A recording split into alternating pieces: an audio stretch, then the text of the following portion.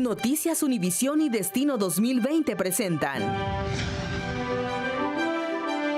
un foro con los aspirantes demócratas a la presidencia de Estados Unidos. Somos Real América. Somos Real América. Somos Real América. Somos Real América. Quiero saber. ¿Qué harás por nosotros? Por un mejor sistema de salud. ¿Qué harás contra el cambio climático? Por una educación sin deudas. Para controlar las armas y la violencia. Dime. Dime. ¿Qué vas a hacer por mi comunidad? Para resolver el problema de las viviendas. ¿Qué vas a hacer? Para que no separen a las familias. ¿Qué harás para proteger la vida?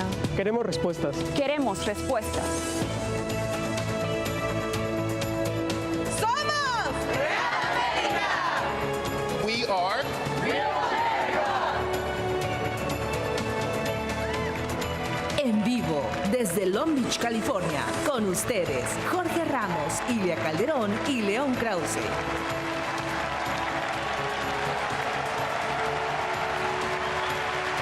Hola, ¿qué tal? Bienvenidos. Ellos, a quienes acaban de escuchar, son una representación de la composición étnica de California y de gran parte del país. Bienvenidos a este foro de Univisión con los precandidatos presidenciales demócratas desde Long Beach, California. En este foro participarán 8 aspirantes invitados por el Partido Demócrata. 2 candidatos rechazaron esta invitación, el ex vicepresidente Joe Biden y la senadora Elizabeth Warren. Es importante decir que este no será un debate, sino una conversación en la que cada aspirante individualmente contestará nuestras preguntas y también preguntas de esta audiencia. En el auditorio también se encuentran miembros del Partido Demócrata que han estado aquí desde que comenzó la convención el día jueves. Así que vamos a comenzar y como nos encontramos en California, queremos iniciar esta charla con la senadora de este estado, Kamala Harris. Vamos a darle la bienvenida. Let's now welcome California Senator Kamala Harris. Le damos la bienvenida a la senadora Kamala Harris.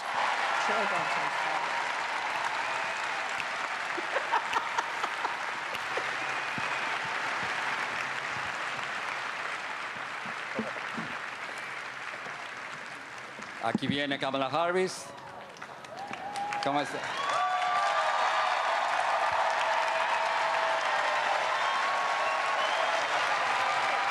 How are you? ¿Cómo está? Thanks for being here. Thank you so much. Gracias por estar aquí. Muchas gracias. Gracias. ¿Qué pasa, demócratas de California? Please have a seat. Gracias. Por favor, tome asiento. I think they know you.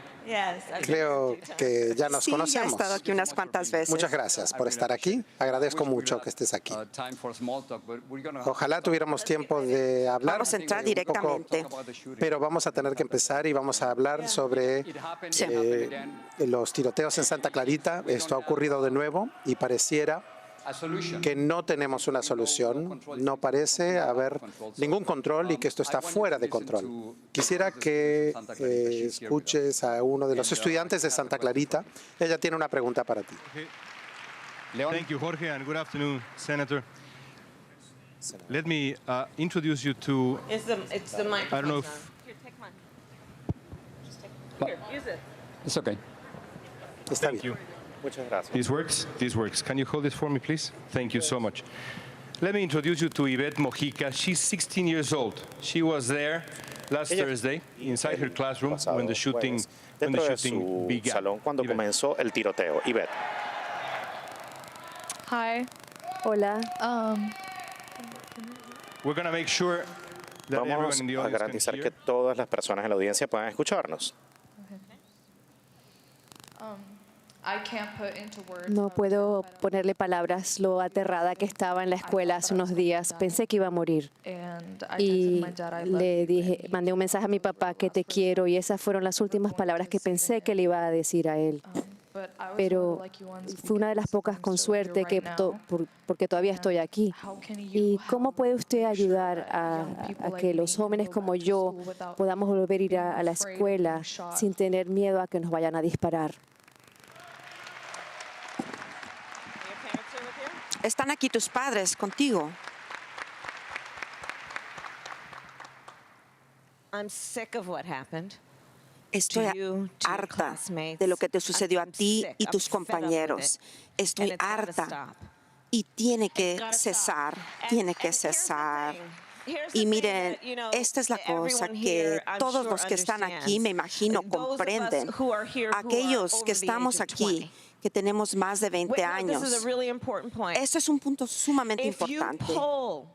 Si usted encuesta a los niños de nuestra comunidad, ahí me criaron que los niños de la comunidad son los niños de la comunidad. Si usted charla con cualquier menor que está en la primaria, secundaria o bachillerato, ellos les van a decir que es normal para ellos asistir a la escuela y tener un simulacro donde les enseñan que deben de esconderse en un closet en caso de que haya un tirador masivo que esté en los pasillos de sus escuelas. Y estas tragedias siguen sucediendo, que les dicen que tienen que poner atención. Y cuando están en clase, en vez de abrirles sus mentes a las maravillas de la ciencia, arte y matemáticas, en su cerebro están preocupados de quién va a entrar por la fuerza a la puerta. Está traumando a nuestros hijos y tiene que cesar.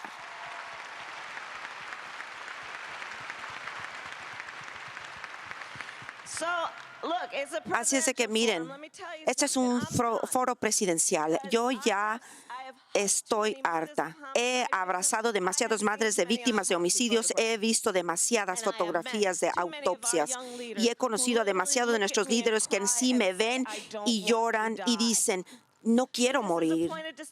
Así es de que ese es el punto de distinción entre lo mío y otras personas que están en este escenario. Yo les voy a dar al Congreso 100 días para que pongan una propuesta en mi escritorio para firma cuando yo sea presidente. Y si no lo hacen, voy a tomar acción ejecutiva.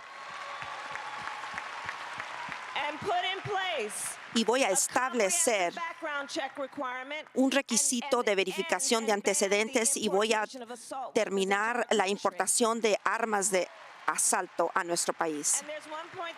Y hay un punto que yo quiero agregar aquí. La crítica de algunos de mis amigos en el escenario de debates, pues dicen, ay, y pues, ¿qué pasa cuando un republicano llegue a la oficina? ¿Sabes qué? Mi respuesta para eso es, vamos a lidiar con eso en 8 años.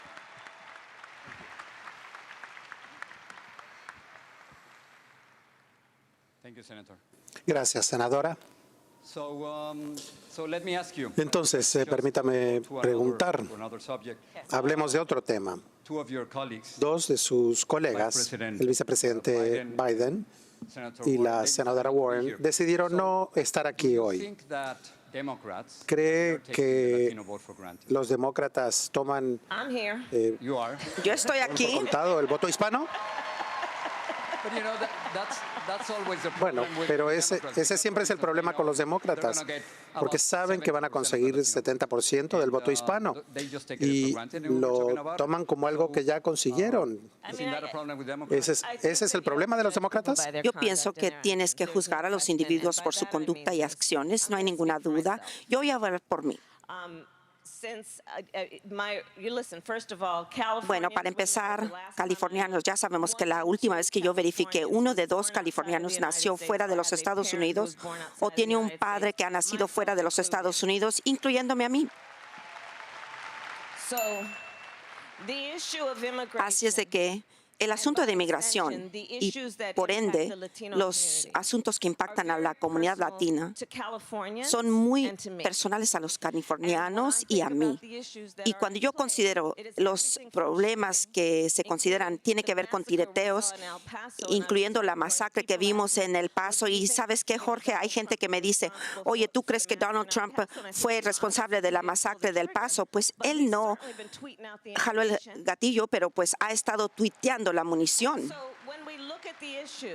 Cuando vemos los asuntos, existen muchos asuntos que yo sé que están de por medio. Son asuntos de inmigración, del odio, la elevación de crímenes de odio que han existido, el problema de los bebés de la comunidad que tienen miedo de ir a la escuela por miedo de que sus padres ya no se encuentren en casa cuando lleguen porque han sido deportadas. Es el asunto de lo que necesitamos hacer, de enfocarnos en los estudios públicos, que invariablemente impacta a nuestros bebés cafés y negros aquí en California y en todo el país. Menciono la inmigración.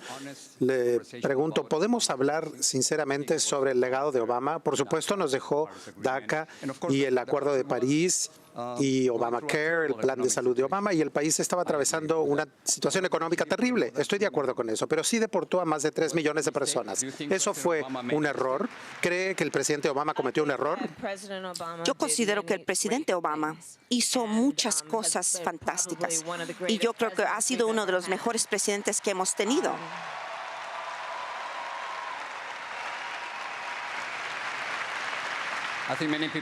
Creo que hay mucha gente que está de acuerdo con eso, Bueno, pero pero él voy a deportó decir- a 3 millones. También debo decir que hubo una cosa, cuando yo estaba en el estado de California como fiscal de distrito, estuve a cargo del Departamento de Justicia más grande, aparte del federal. Durante la administración de Obama había un programa de comunidades seguras y yo estaba en desacuerdo. Yo era procuradora general y le informé al Servicio Público de California que las detenciones de inmigración no eran obligatorias, porque algunos decían que sí eran. Y como abogada del Estado, yo les informé que no eran obligatorias, porque yo estaba rastreando cómo estaba funcionando comunidades seguras con la data de inmigración o de ICE. Estaban recogiendo a los Entiendo, pero fue un error. criminales ¿Fue un error por lo que deportar a ellos 3 lo millones? definían. Era un desacuerdo que yo ¿Crees tenía que con fue la un error? política. Este es el punto, porque yo estaba consciente que había personas que por la definición de inmigración estaban siendo deportadas y eso estaba mal y por eso estaba en desacuerdo y por eso emití esa política para los sheriffs y los fiscales del Distrito de California diciéndoles que esto no era obligatorio. Solo nos quedan unos minutos. ¿Ha estado escuchando el juicio político en el Congreso? Yo he estado en Iowa, no tanto, pero sí estoy recibiendo los resúmenes. Hay gente que cree que deberíamos hacer todo el proceso del juicio político, aunque en el Senado quizás no haya claro que suficientes sí. republicanos para poder enjuiciar al presidente. Así lo considero. Y te voy a decir el por qué. Nuestros fundadores, en su brillantez, anticiparon un momento como este, donde iba a haber un abuso de poder. Entonces diseñaron nuestro sistema de democracia con verificaciones, equilibrios, con 3 ramas del gobierno independientes, a sabiendas que iba a tener que haber una verificación y equilibrio en cada abuso. Entonces lo que está sucediendo ahorita, el Congreso de los Estados Unidos está apegándose a la democracia, está haciendo responsable a este hombre que sucede que es un criminal viviendo en la Casa Blanca. Y yo sí creo que la justicia se encuentra en la boleta del 2020, que nadie está más allá de la ley, incluyendo el presidente de los Estados Unidos. Gracias por estar con nosotros, lo agradezco mucho. Candidato que aspira a convertirse en el primer hispano presidente de los Estados Unidos y que está luchando por mantenerse en el juego político. No le cambie, continuamos. Thank you so much. Very quick, 9 minutes. Thank you so much. I appreciate it. Thank you. La senadora Harris. Y retomamos la cobertura aquí a través de nuestras plataformas sociales. Básicamente lo que acabamos de ver es a la senadora Kamala Harris hablando sobre temas sumamente importantes. Uno de ellos, el reciente tiroteo en Santa Clarita, en donde hay 3 personas que fallecieron, otras personas resultaron heridas, otros 3. Y precisamente para hablar sobre lo que acaba de decir la senadora Kamala Harris, vamos a hacer contacto vía Skype con Carlos Chirinos, editor de política de Univision.com. Carlos, platícanos sobre estos temas cruciales que acaba de tocar la senadora Kamala Harris y cómo afecta esto a los latinos.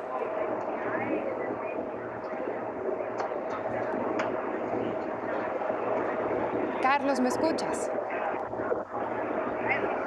Bueno, parece ser que tenemos problemas con esta comunicación. Vamos a tratar de establecer contacto con Carlos Chirinos más adelante. Mientras tanto, retomando el tema de lo que acaba de decir la senadora Kamala Harris, ella abordó el tema de los tiroteos escolares, en general de las masacres, y pues hizo alusión a lo que ocurrió en El Paso, Texas. Dijo que lo que hacía el presidente Donald Trump era pues no jalar el gatillo, sino a través de su retórica incendiaria incentivar a personas como el atacante de El Paso. También tocó el tema de inmigración, uno de los temas más importantes para la comunidad latina. Habló sobre crímenes de odio y nuestro colega Jorge Ramos le preguntó sobre el legado que deja el presidente Barack Obama en cuanto a inmigración y le preguntó si estaba de acuerdo con esta política implementada que había culminado con la deportación de 3 millones de personas. La senadora dijo que ella pues no estaba de acuerdo con ese legado del presidente Barack Obama y que ella estaba dispuesta a trabajar para que esto no ocurriera más.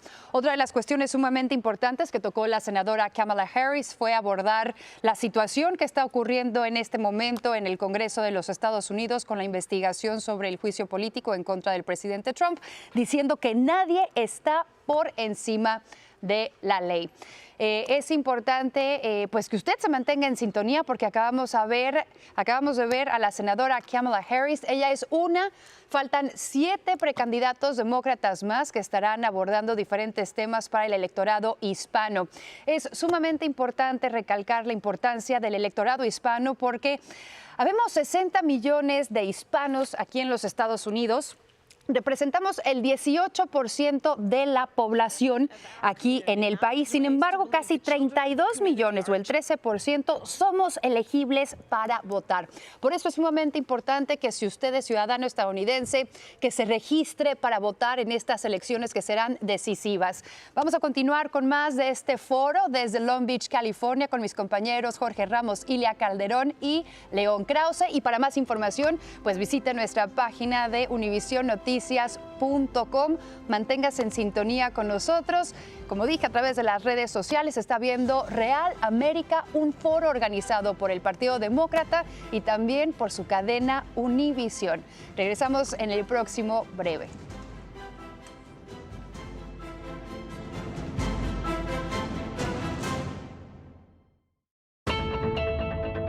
I'm not very good at tongue twisters.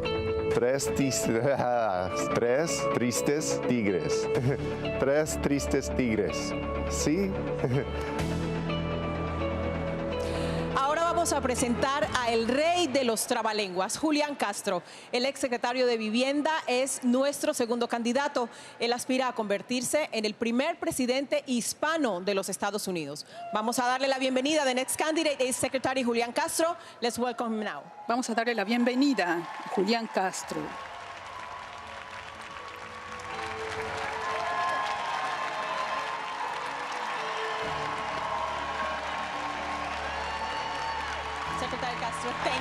Muchas gracias. Gracias por haber venido. Secretario Castro, usted creció en Texas, está muy familiarizado con los problemas de la frontera. Hablemos acerca de las relaciones entre México y Estados Unidos. Trump ha convocado una guerra contra los carteles mexicanos después de que los miembros de la familia Levarón fueron asesinados en Sonora, México, en los últimos días, y Trump ofreció ayuda militar, pero el presidente de México, Andrés Manuel López Obrador, la rechazó. ¿Cuál sería la mejor manera de combatir la violencia que está afectando a la gente en ambos lados de la frontera? ¿Y cómo usted trabajaría con un presidente que piensa o cree que los abrazos y no en las balas? Primero, gracias, Ilia, y a todos aquí en Long Beach, en California. Es un placer estar aquí con ustedes. It's a pleasure to be here with you today. Es un placer estar aquí con ustedes. Sí, vi eso recientemente, pero primero tengo una visión muy distinta de nuestra frontera y la inmigración que este presidente. Creo que necesitamos reforma migratoria en nuestro país inmediatamente.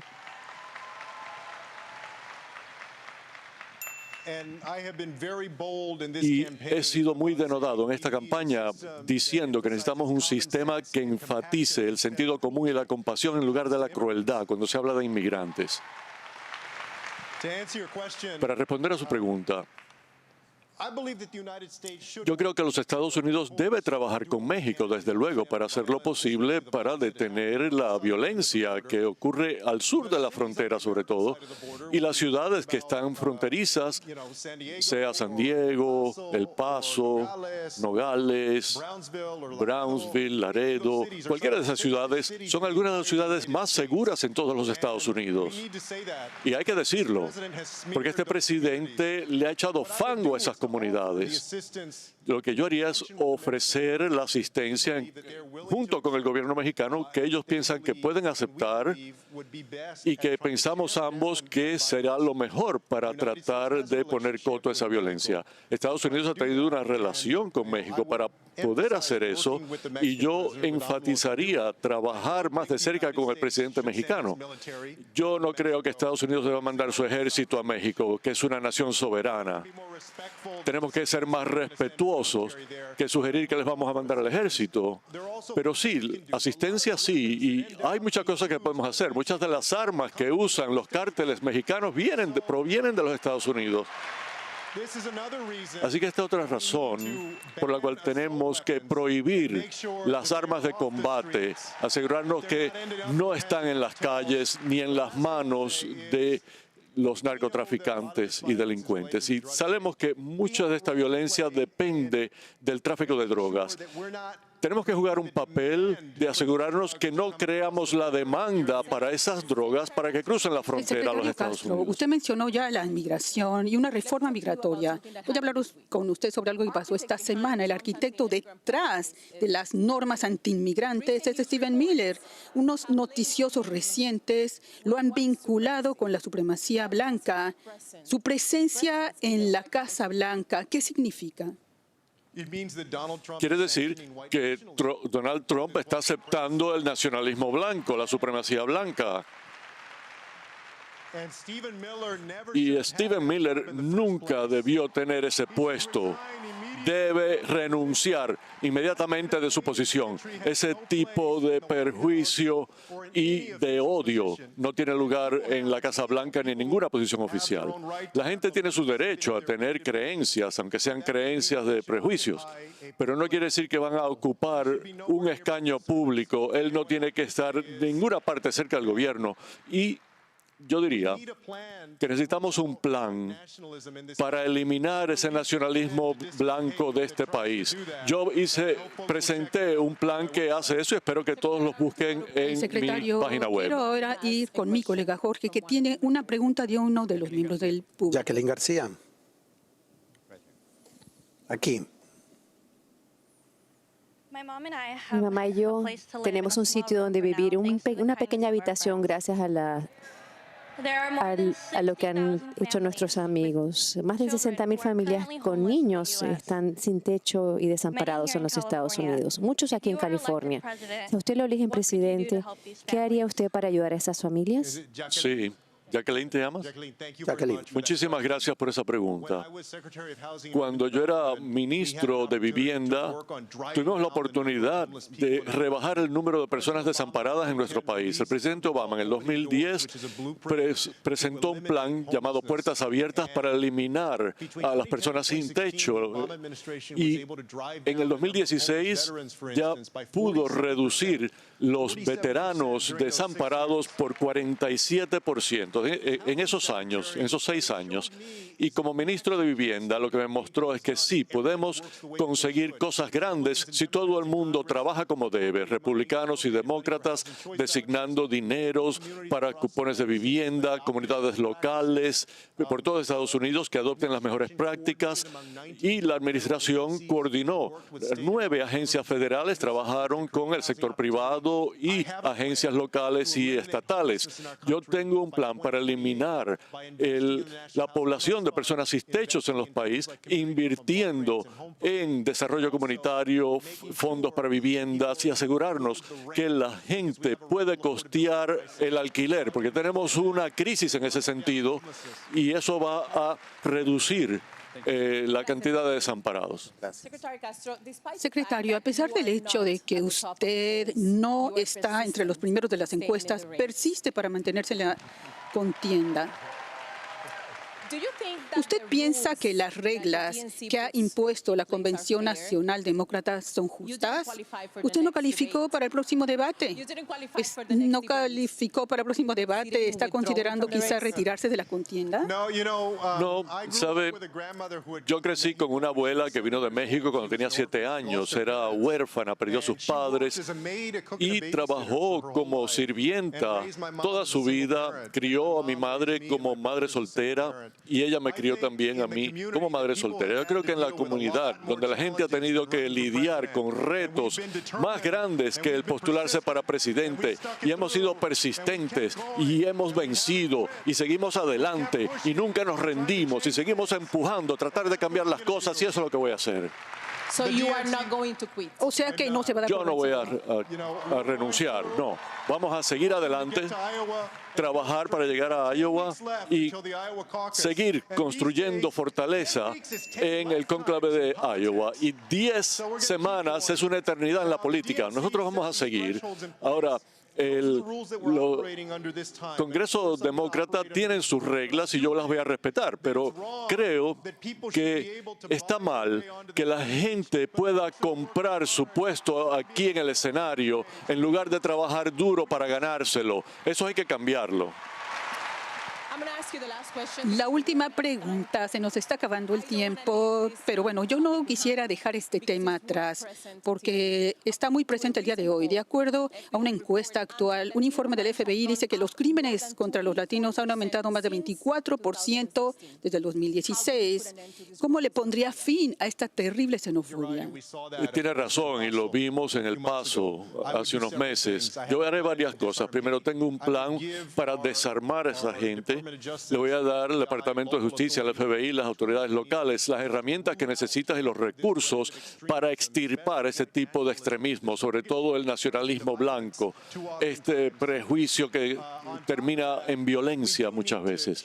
Y encima, tenemos que cambiar nuestras leyes de armas. Tenemos que poner legislación de sentido común, sacar las armas de las calles, poner un periodo de espera para los permisos de armas. Y yo creo que en nuestra historia, en nuestros textos escolares, en lo que le enseñamos a nuestros hijos, tenemos que cerciorarnos que todas las contribuciones de todas las etnias se reflejan ahí desde el principio para que la gente desarrolle una apreciación por las diferencias, sean de la comunidad latino o la LGBT, otras comunidades que muchas veces han sido vulnerables. Yo voy a seguir hablando a favor de las personas más vulnerables en esta campaña. Gracias. Muchísimas gracias. Enseguida estará con nosotros el más joven de todos los candidatos, alguien que habla 7 idiomas y toca varios instrumentos musicales, el alcalde Pete Buttigieg. Así que quédese con nosotros. Wait a minute. How do I know that it's you and not your twin brother? He has a beard now. He has a beard. Y acabamos de escuchar de Julián Castro, uno de los precandidatos al Partido Demócrata. Él abordó varios temas, pero primero que nada saludó en español y le agradeció a toda la gente su presencia en ese idioma natal para las personas que están ahí, el español. Ahora, abordó varios temas. El principal, cuando Ilia Calderón le preguntó sobre la violencia en México a raíz del asesinato de la familia Levarón en Sonora, que si era pertinente que Estados Unidos, como el presidente Trump había ofrecido, se inmiscuyera para tratar de, pues hasta cierto punto, evitar esos índices de violencia que están desagrando a la nación mexicana, ya que el presidente Andrés Manuel López Obrador tiene una política para abordar la violencia que dice abrazos y no balas. Castro comentó que estaría dispuesto a colaborar con México para abordar el problema del contrabando de armas y también el contrabando de drogas. Tocó el tema de las personas que no tienen acceso a viviendas asequibles. También habló sobre los crímenes anti latinos que han incrementado un 20% desde el año 2000. 2016. Y bueno, como sabemos, Castro es de descendencia hispana y les hemos mencionado que estas elecciones 2020 son sumamente importantes para los latinos. Alguien que conoce de primera mano este tema, la importancia del voto latino, es Margaret Sánchez de la organización NALEO, para que nos comente, querida Margaret. Gracias por acompañarnos. Gracias a ti, Aranza. La importancia del voto latino para el año 2020. Se dice que el año 2016 fue el voto de la gente que estaba desencantada, de los olvidados. Elecciones de medio término en 2018 fue el año de la mujer. Dicen que 2020 es el año de los latinos. Por supuesto, el voto latino va a ser determinante.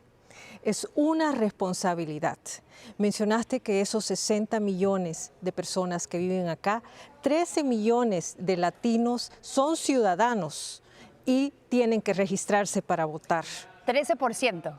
13% son personas que serían elegibles para votar, 32 millones de personas de los casi 60 que somos aquí en Estados Unidos. Correcto, pero uno de ellos, esos 13 millones, son ciudadanos y no se han registrado todavía.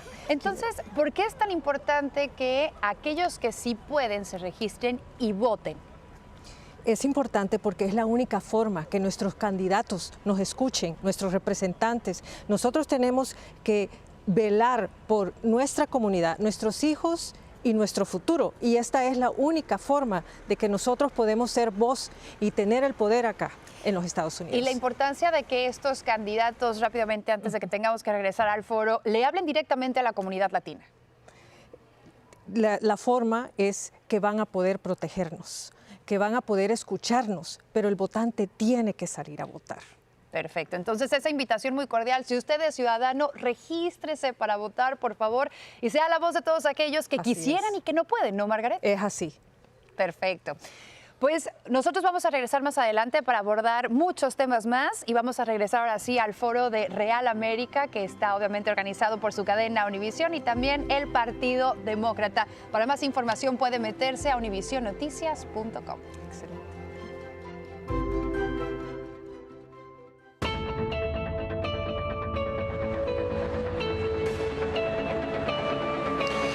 Con el lema de un nuevo liderazgo, el alcalde de South Bend, Indiana, aspira a la candidatura presidencial del Partido Demócrata. Démosle la bienvenida. Please welcome South Bend Mayor Pete Buttigieg.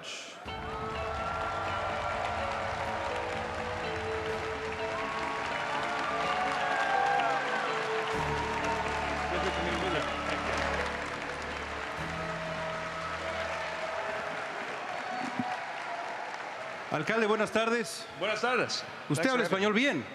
Más o menos. ¿Dónde lo aprendió? ¿Cómo? ¿Dónde lo aprendió? En colegio. En la preparatoria, el high school. Sí, sí, y a veces por televisión. ¿Y habla 6 idiomas más? Sí, pero no es tan perfecto. I won't ask you about de vez en cuando. Ok. So, gracias. Señor alcalde. Estamos a 79 días del cónclave en Iowa y todo parece indicar que vamos a incorporar por lo menos a 2 nuevos candidatos a la carrera. Se trata del exalcalde de Nueva York, Michael Bloomberg, y el exgobernador de Massachusetts, Deval Patrick. Algunos parecen dudar de que el grupo actual de candidatos es lo suficientemente fuerte para derrotar al presidente Trump, ¿es cierto? Bueno, antes que todo, yo creo que todos los candidatos que están compitiendo por parte de los demócratas va a ser un presidente muchísimo mejor que el que tenemos en estos momentos.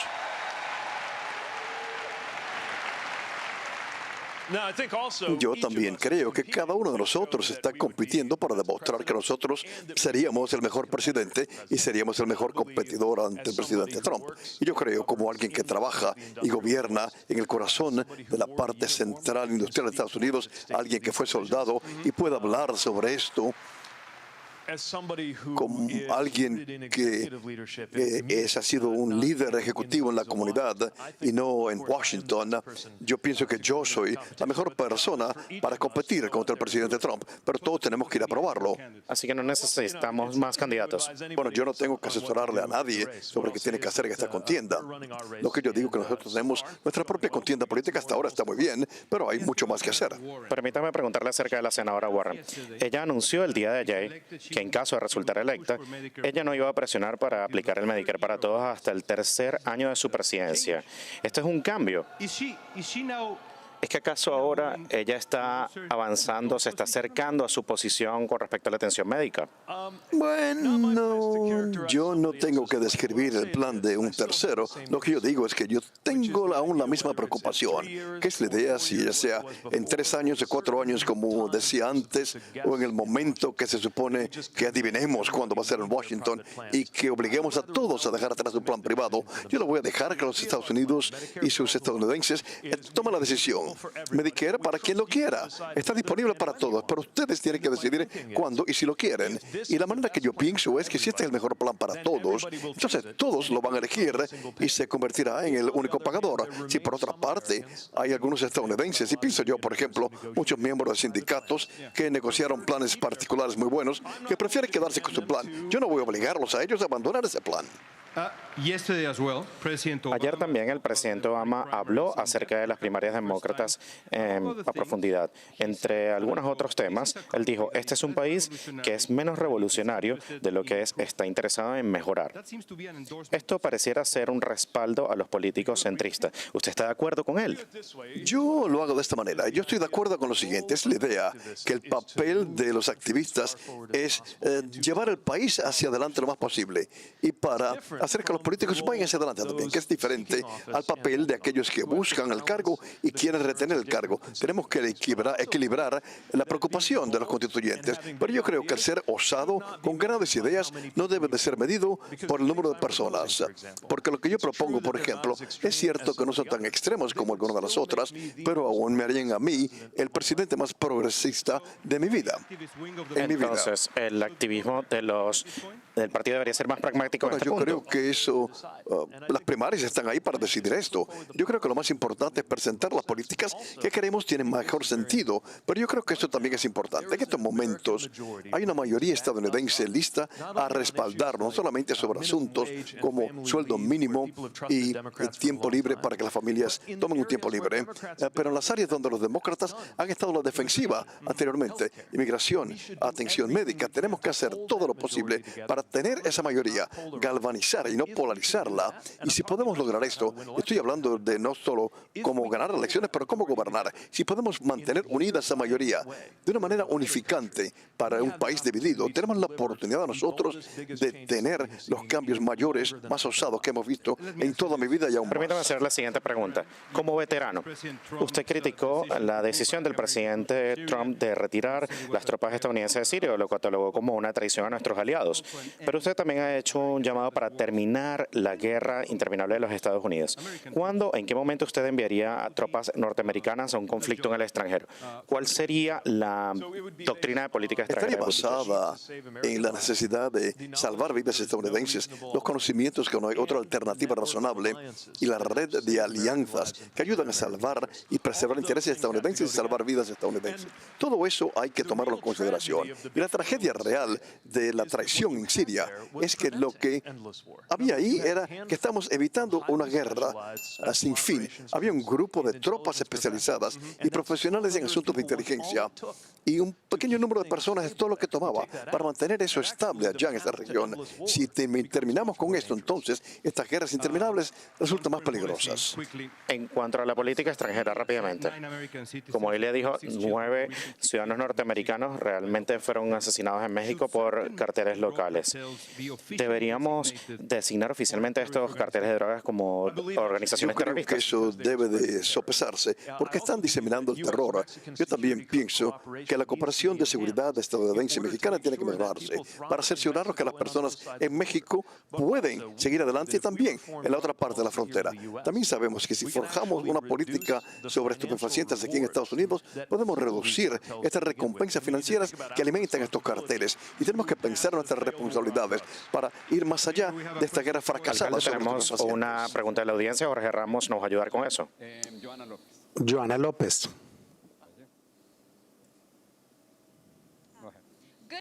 Buenas noches.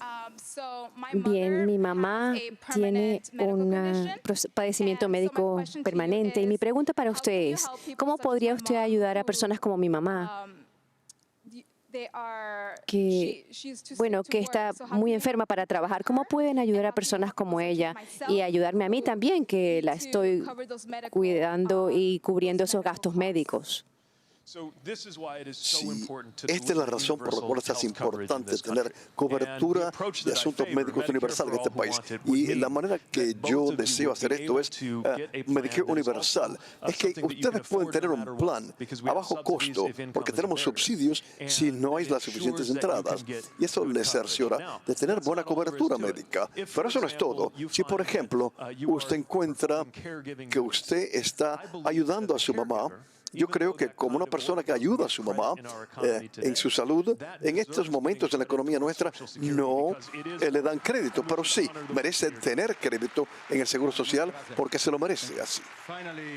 Finalmente, alcalde, durante los últimos 10 años se han ocurrido 150 tiroteos por niños de 17 años o menor. ¿Cómo podemos hacer para que los niños no tengan acceso a estas armas? Esto es algo que ha afectado a mi comunidad. Los momentos más oscuros, creo que para los alcaldes, son esos momentos cuando uno se encuentra consolando a los padres de hijos que han sido asesinados, o adolescentes que han sido asesinados, o adolescentes que violentos con armas. Por eso hay que insistir que a favor de la seguridad nacional tenemos que insistir que dejemos de permitir que la segunda enmienda sea distorsionada aún como una excusa para no hacer nada con respecto al control de armas. Esto significa verificación del historial de la persona universal para cerciorarnos que sea más difícil obtener estas armas. Estas leyes de banderines rojos para poder identificar aquellos casos donde un miembro de la familia sabe que esta persona no debe tener armas. Eliminar estas armas de combate con peines de alta capacidad. Las armas que yo usé en la guerra son armas de guerra, armas de combate y no se pueden usar en las ciudades. Vamos a hacer la pregunta detrás de esta pregunta. 90% de los estadounidenses, incluyendo aquellos republicanos o que son dueños de armas, piensan que tenemos que hacer esta verificación del historial. Pero algo que exige una mayoría tan grande del pueblo estadounidense no puede obtener una mayoría en el Congreso estadounidense. Esto nos dice que nuestra democracia está quebrantada y que estos manipulación de distritos electorales y las otras fuerzas que destruyen nuestra democracia y la hacen menos democrática tiene que cambiar. ¿Qué deberíamos hacer con los rifles de asalto específicamente? Bueno, tenemos que prohibir la venta de armas de combate y los peines de alta capacidad, porque el eliminar estos peines de alta capacidad significa que hay menos municiones para estas armas que existen ya. Y de nuevo, esto está basado en algo sencillo. Pensemos de esto de esta manera. Hay algunas personas que piensan que la segunda enmienda significa que no se puede restringir ningún acceso a ningún arma. Pero ya hemos decidido nosotros, a modo de país, que no podemos tener acceso a un arma nuclear. Todos pueden tener un globo con agua, pero nadie puede tener un arma de asalto. Esto no es una idea constitucional nueva. Tenemos que decidir dónde es que tenemos que cambiar. Tenemos que cambiar y hacer las cosas un poco más. Muchas gracias, alcalde. Un placer haberlo conocido. Gracias por unirse a nosotros. Tiempo de una breve pausa. Al regresar estará con nosotros una candidata que hace campaña muy en serio, aunque tiene un lado humorístico, la senadora de Minnesota, Amy Klobuchar. Ya volvemos.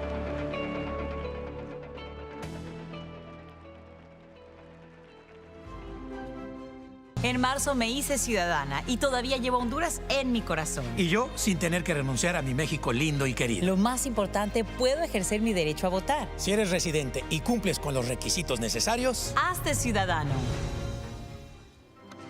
Y continuamos con este Foro Real América a través de Univisión. Acabamos de escuchar de Pete Buttigieg, él es el alcalde de la ciudad de South Bend, Indiana, y abordó varios temas. También habló en español para comunicarse con la gente que está viendo, los latinos que viven en este país. Dijo que todos los candidatos serían mejor presidente que el actual ocupante de la Casa Blanca. Él cree que como soldado, como residente del Medio Oeste, como alcalde sería el mejor contendor frente al presidente Donald Trump. Abordó diferentes temas, por ejemplo, el de la cobertura universal de salud para todos los que quieran, sin hacer que la gente que tiene seguro privado tenga que abandonarlo, como lo proponen otros precandidatos demócratas. Habló de subsidios para la gente que no pueda pagar su seguro médico. también de pagarle a los que cuidan a los enfermos con un crédito en el Seguro Social. Abordó el problema que tiene México de la violencia. Dijo que estaría dispuesto a trabajar con ese país para tratar de abordar esa situación. Y también habló del control de armas de fuego, que es obviamente una crisis que tiene el país. León Krause le dijo que ha habido 150 masacres en los últimos 10 años y a manos de menores de edad.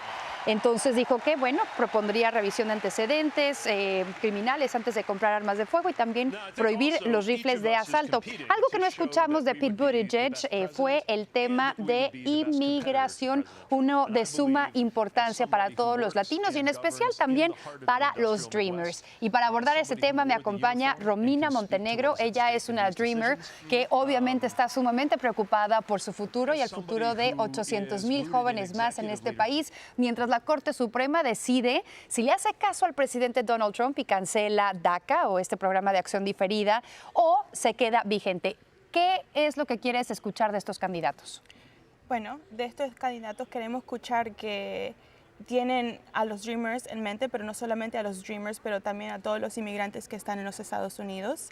Y además de eso, queremos ver que haya una forma para llegar a la ciudadanía para nosotros Dreamers. Y también, además de eso, más protección para los que anterior estaban en TPS, que también está en el trabajo.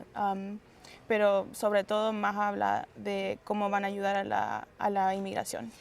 No sabemos qué es lo que va a ocurrir con DACA, sino hasta el próximo año que la Suprema Corte de Justicia decida. Pero digamos que pues fallan a favor del presidente Donald Trump y entonces los Dreamers quedarían básicamente desamparados. ¿Qué acción pides tú inmediatamente por parte, obviamente, de los candidatos, pero del Congreso que tiene tu futuro y el futuro de muchos más en sus manos? Pedimos que nos queden en mente siempre, porque no solamente están hablando de unas cuantas personas, somos 800,000 personas que tenemos hijos, tenemos familia, tenemos esposos, tenemos padres que siguen en los Estados Unidos. Entonces necesitan tomar en cuenta que tienen muchas vidas a riesgo de perder sus casas, a riesgo de perder sus licencias y sus trabajos y lo más grande, de perder su hogar. Romina, muchísimas gracias. Obviamente vamos a platicar más adelante. Es momento de regresar hasta Long Beach, California, porque continuamos con este foro Real América.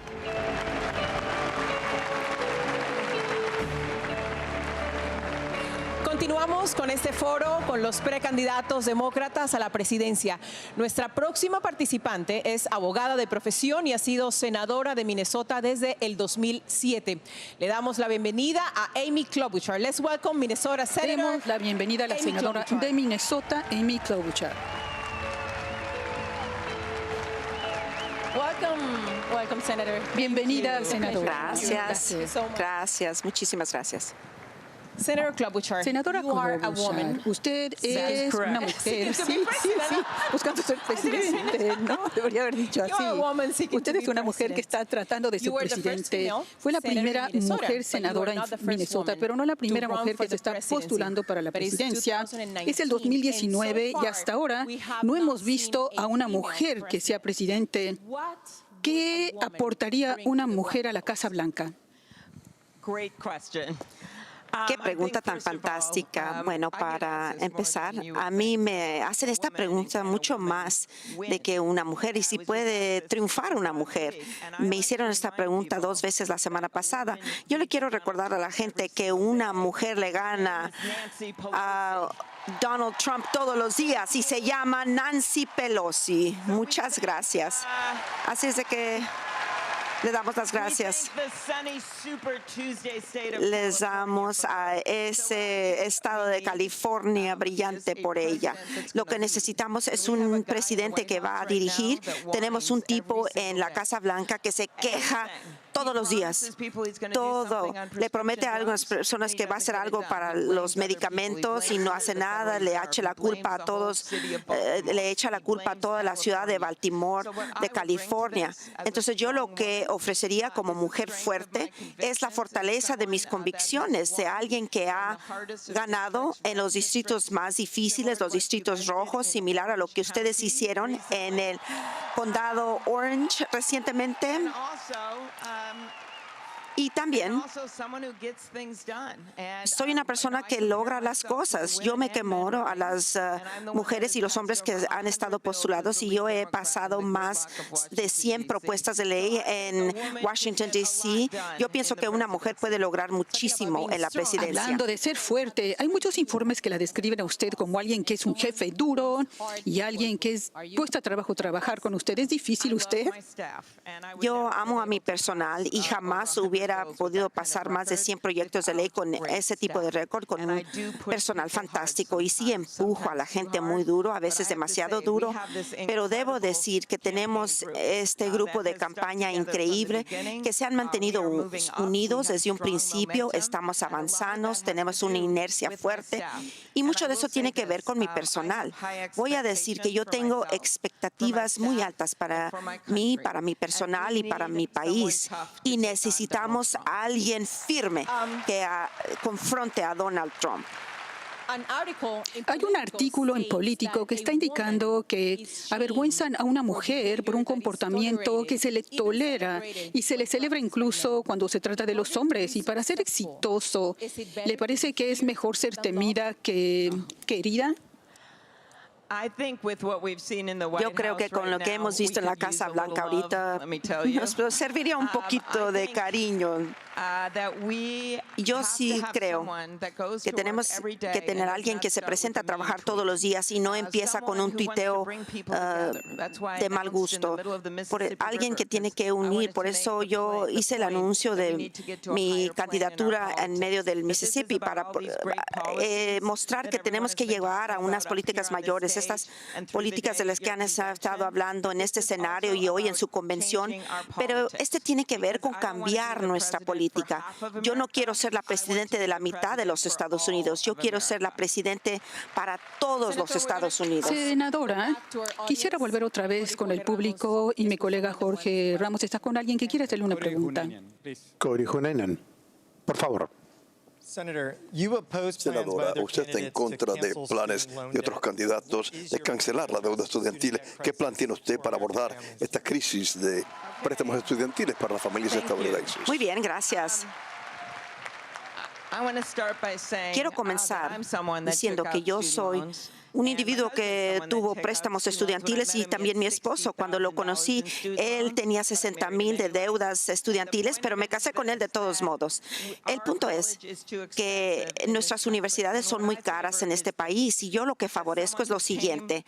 Como una persona que ha llegado de no mucho dinero, que mi abuelo fue un minero que ahorró dinero en una lata de café para enviar a mi padre a una universidad comunitaria. Mi madre fue una maestra de segundo grado. Entonces valoro la educación.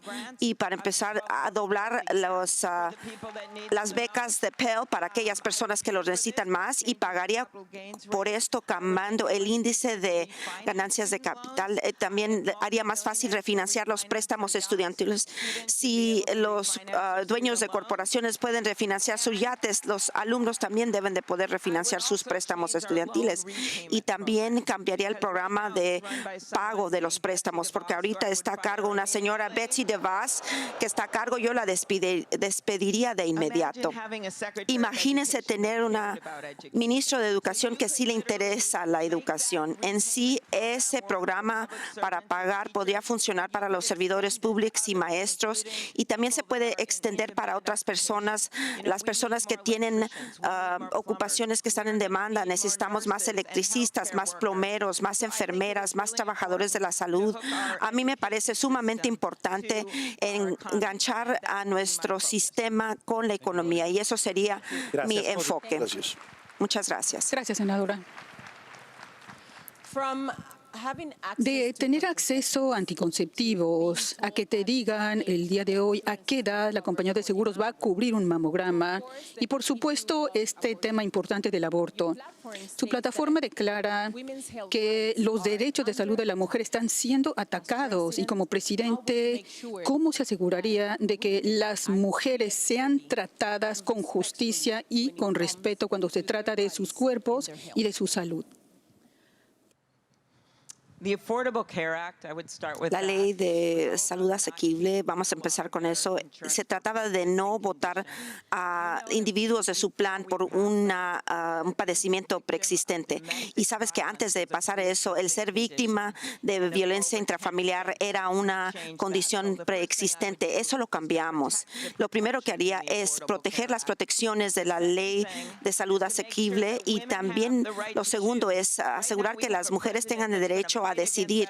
Ahorita tenemos un presidente que va a luchar contra eso en cada momento y yo voy a defender la libertad del sistema reproductivo de las mujeres. Y ahí es donde el 70% de los estadounidenses apoyan a Roe versus Wade y más del 90% apoyan el financiamiento de anticonceptivos como para los padres planeados. Nosotros estaremos de parte del pueblo en el Partido Demócrata cuando estemos en ese escenario y vamos a hablar con el presidente de la libertad reproductiva porque él está del otro extremo. Y también la libertad de mujeres económicas, guarderías, permisos pagados y asegurar que las mujeres tengan una jubilación decente. Mencionó usted también la violencia doméstica y quería cerrar lo que era el resquicio legal y evitar que los compañeros abusivos compraran armas de fuego. Dijo que tomaría acción ejecutiva para hacerlo de inmediato, pero sin embargo, cualquier futuro presidente podría eliminar una acción ejecutiva. ¿Trabajaría usted con el Congreso para asegurar de que esa decisión se convierta en ley? Lo que debemos hacer es pasarlo como propuesta de ley, pero sí investigué que un presidente puede cerrar esa brecha del novio y prevenir que los abusadores de violencia familiar no puedan obtener armas, y eso lo puedes hacer como presidente estadounidense. Y lo mejor sería convertirlo en ley, y la forma que se hace eso es elegir un presidente que no se doblega al NRA. Este presidente lo ha hecho vez tras vez. Yo estuve en la Casa Blanca, estaba enfrente de él después de Parkland, y yo vi 9 veces que él dijo que él nos daría las verificaciones del historial universales. Yo lo escribí 9 veces donde estaba contándolas. El siguiente día se reúne con el NRA y se doblega. Yo voy a pasar la prohibición de armas de agresión, los límites de munición. Después de ver lo que vieron en Los Ángeles, esto está equivocado, pero ¿saben qué? El mundo ha cambiado y ha cambiado mucho con las madres que han exigido medidas y ha comenzado a cambiar. El cambio ha comenzado cuando esos niños se marcharon en la Florida y dijeron, ¿saben qué? Yo puedo hablar con mi padre, con mi abuela, que son cazadores y son las personas que obedecen la ley. ¿Por qué no podemos pasar la legislación de armas? Pero es la cosa más difícil de aprobarse. Esos niños hicieron marchas y lo pueden ver lo que pasó en la Cámara. Ustedes eligieron a nuevos miembros del Congreso que apoyaron la legislación de armas, fueron a Washington y la pasaron. Lo único que tenemos que hacer es, demócratas de California, tenemos que tener un presidente que triunfe, pero triunfe en grande en esos estados, Pennsylvania, Michigan y Wisconsin, porque si ganas en grande, ganas el Senado y despides a Mitch McConnell. Así es como se pasa. Muchísimas gracias. Gracias por haber venido con nosotros. Es empresario, es abogado, es filántropo. Aficionado a la patineta, Andrew Yang estará con nosotros después de unos breves mensajes. Thank you, senators. Thank you so much.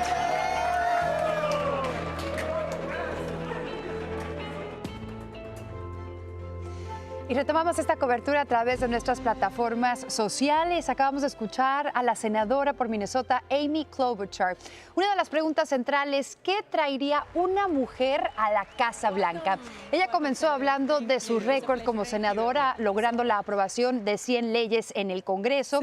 También comentó que ella es una mujer que tiene un carácter fuerte, que es del Medio Oeste y que podría encarar al presidente Donald Trump. Ella comentó que hay una necesidad imperante de unir a un país que se encuentra sumamente dividido, que ella quiere ser la presidenta de todo Estados Unidos, no nada más de la mitad. Por eso habló de una unión entre partidos y también, pues en general, ¿no?, en la población de los Estados Unidos.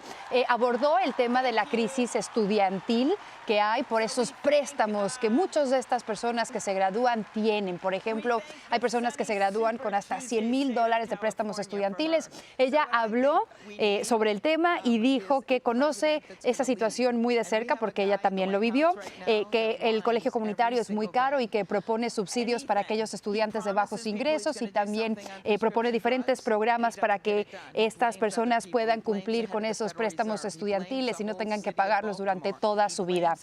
Uno de los temas también muy importantes, el derecho de la mujer, dice que está bajo asalto en esta administración actual. Dijo que ella pues propone proteger los derechos que tienen las mujeres, por ejemplo, sobre el tema reproductivo. Habló sobre esa libertad económica para las mujeres, que ellas puedan trabajar, tener esa independencia, tener también subsidios para pagar por el cuidado de los niños, tiempo de maternidad pagada. Y por último abordó el tema pues que aqueja a la nación, este tema de las masacres. Habló sobre la aprobación de un control de armas y en específico también tocó el tema de las mujeres que son víctimas de violencia doméstica, que las personas acusadas de este crimen no tengan acceso a las armas de fuego. Pero otro de los temas también sumamente importantes para la comunidad latina es ese cambio climático. Es una situación que aqueja pues no nada más a Estados Unidos, sino a nivel mundial. Y Kristen es una estudiante que tiene 21 años de edad y que ella dice estar tomando acción para poder salvar al planeta, pero veamos cómo tiene planeado hacerlo. I care about climate change because this earth is all we have. When we had fires in Orange County 2 years ago, I used to bike to school, but the air quality was so bad I couldn't even breathe walking out of my house. These places have all been affected by brush fires in the recent years. The research on climate studies has been available for decades, yet it's only now that we're acknowledging that there is an actual problem. Humans are capable of so much good, yet here we are not doing enough. We need to work as a team to combat this collective crisis that's happening. We live here. We can do better.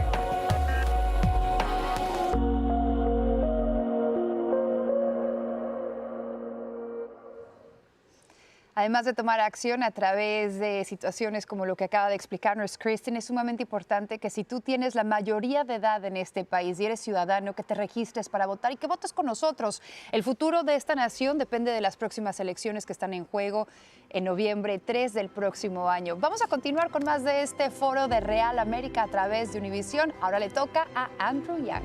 Veamos.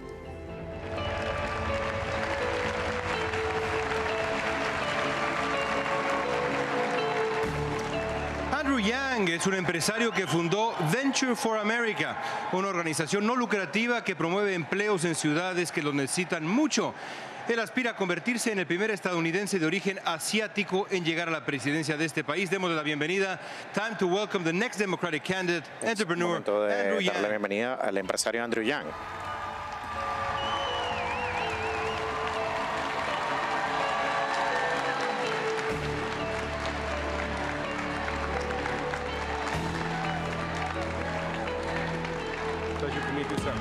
Un placer conocerlo, señor.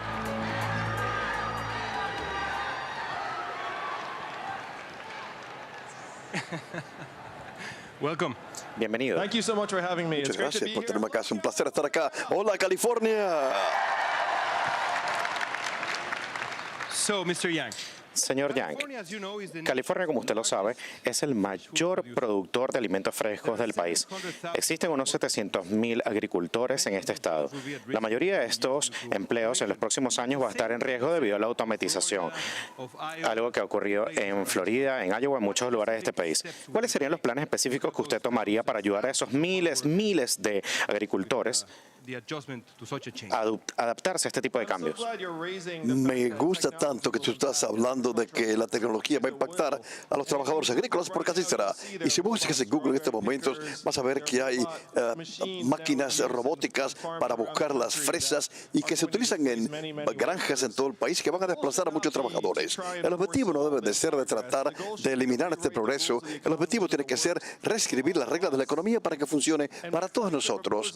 Y mi propuesta principal de un dividendo de $1,000 al mes para cada uno en el país ayudaría a mover a todo el país hacia adelante, a mejorar el país y reescribir estas reglas para sentirnos como participantes en el juego de la economía del siglo XXI, donde ahora más y más de nosotros pensamos que estamos rezagados. Muchos de esos trabajadores, la mayoría de ellos, de hecho, son inmigrantes. ¿Cómo usted específicamente los va a ayudar? Bueno, yo soy hijo de inmigrantes. Mis padres se conocieron como estudiantes de posgrado aquí en California. Y yo sé que los inmigrantes hacen de nuestro país un país más fuerte, más dinámico, más fuerte económicamente y culturalmente. Las personas inmigrantes acá en este país están acá para una mejor vida. Tenemos que crear un camino hacia el favor de la ciudadanía para que esas personas en estos próximos días sientan que pueden integrarse a nuestro país. En estos momentos estamos en una situación que para mí no es sostenible. No podemos pretender de que de alguna manera u otra podemos nosotros deportar a 12 millones o más de personas sin colapsar economías regionales y siendo inhumanos de una manera que va en contra de nuestros valores, totalmente en contra. Es cierto. Es una fantasía total y tenemos que tratar de inmigrar a estas 12 millones de personas. Tenemos que integrar a estas personas en nuestra sociedad. Aquí en California, la desigualdad de los ingresos ha incluido mucho más que las personas se están yendo del Estado. ¿Cómo usted va a abordar este tema de la desigualdad de ingresos? La desigualdad de entradas hace tiempo que existe en nuestro país. Se está empeorando en estos momentos debido a la índole de hay pocos ganadores y que se llevan todo en nuestro país. Pero Martin Luther King en la década de los 60, en el 67, estaba pidiendo una entrada mínima para todos los estadounidenses. Y en Alaska, con dividendos, ha bajado la desigualdad de entradas porque todo el mundo en Alaska recibe entre $1,000 a $2,000 al año de dinero de petróleo. Lo que yo le digo al país, lo que el petróleo es para Alaska, la tecnología es para todo el país. Si damos un dividendo de $1,000 de los gigantes en tecnología que ahora no pagan tantos impuestos, podemos mejorar la desigualdad de entradas inmediatamente. Ahora que usted menciona a estos gigantes de la tecnología, pareciera existir una disputa entre ellos, por lo menos en Twitter y Facebook. El CEO de Twitter, Jack Dorsey, anunció recientemente que su compañía va a prohibir todos los anuncios políticos pagos. El CEO de Facebook, Mark Zuckerberg, quizás mucho más sorprendente para algunos, dice que su compañía va a continuar vendiendo este tipo de anuncios, incluso si se corre el riesgo de promover información falsa. ¿Quién está en lo correcto, Dorsey o Zuckerberg, según usted? Ahora ha llegado el momento de que Facebook crezca, que Facebook se convierta en una persona adulta. Hablan de una empresa líder mundial y una empresa que está tratando de proteger el interés público, pero no toman responsabilidad por la verdad de los anuncios políticos en su plataforma social. Esto es algo que ya las redes de cable pueden hacerlo y Facebook tiene que también cumplir con las mismas normas. Yo creo que Twitter lo está haciendo correctamente y Facebook tiene que madurar si ellos van a poder participar. ¿Usted podría nombrar dos reformas sustanciales que usted trataría de implementar para regular las compañías tecnológicas como Facebook? Yo soy padre. ¿Cuántos de ustedes son padres? Y como yo tengo dos hijos jóvenes, 4 y 7 años de edad. Si ustedes son padres, lo que le preocupa a ustedes puede ser lo que le preocupa a mí y a mi esposa, Evelyn, donde nuestros hijos se ven hipnotizados por estas pantallas de los teléfonos inteligentes. Para nosotros ver depresiones y ansiedad como nunca antes y asuntos peores aún entre los jóvenes. Yo propongo un nuevo departamento de la economía para poder hablar sobre estas aplicaciones de medios sociales que están hipnotizando a tanto nuestros jóvenes para recalibrar la selección de diseño que están haciendo ellos para que la salud mental de nuestros hijos esté por encima de la utilidad de estas compañías tecnológicas. Usted también ha sugerido recientemente imponer impuestos a estos anuncios digitales. ¿Cómo este enfoque es mejor que regular el contenido mientras vemos cómo mejoramos las cosas. ¿Cómo hacemos regulaciones más estrictas? Yo estoy a favor de una variedad de maneras de enfocar esto, pero yo creo que imponer impuestos sobre estos anuncios es una manera muy eficiente para que el pueblo pueda recibir entradas de esta industria, de tal manera que podamos usar esto para invertir nosotros en contramedidas para proteger a nuestros hijos, para proteger, a respaldar a estos periodistas, para poder eliminar los abusos de estas compañías tecnológicas. A mí me gusta tomar algunas de las ganancias para distribuirlas para ayudar al pueblo, y yo creo que la manera de hacerlo muy buena es poner Tenemos una pregunta de la audiencia. Mi colega Ile Calderón nos va a ayudar con la audiencia. Estoy aquí con Golden Shear. Está empezando a estudiar ciencias políticas en UCLA y tiene una pregunta para usted sobre la justicia política. Muchísimas gracias. En el 2013, la Corte Suprema evisceró la ley de los derechos de los votantes. Más de la mitad de los estados de los Estados Unidos han aprobado leyes que es más difícil para que los jóvenes, los pobres y las minorías puedan votar. ¿Cómo podría usted ayudarnos para asegurar que las elecciones son justas y nadie en este país se le niega el derecho al voto?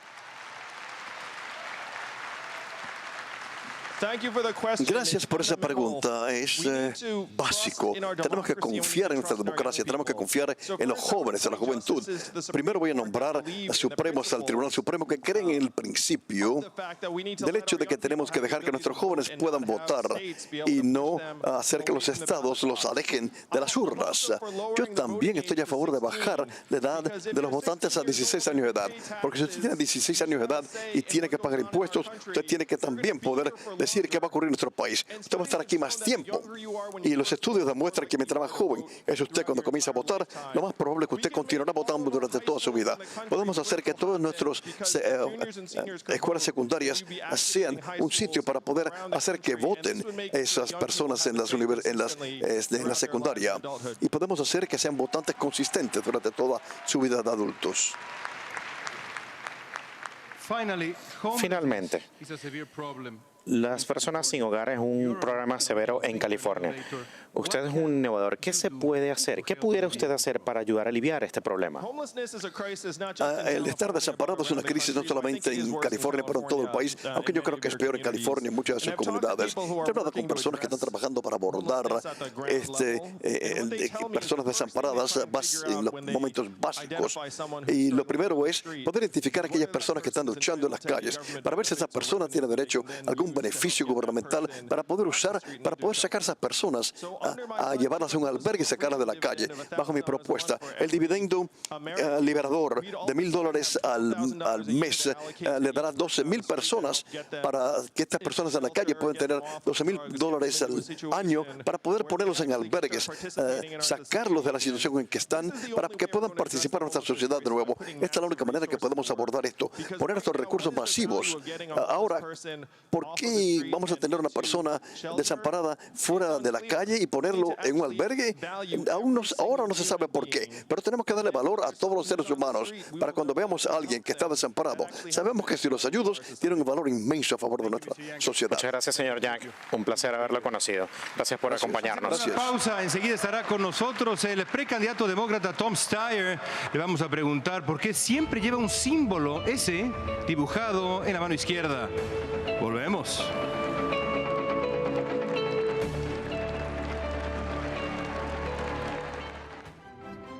Acabamos de escuchar de Andrew Yang, es un empresario sumamente energético, hijo de padres inmigrantes de California.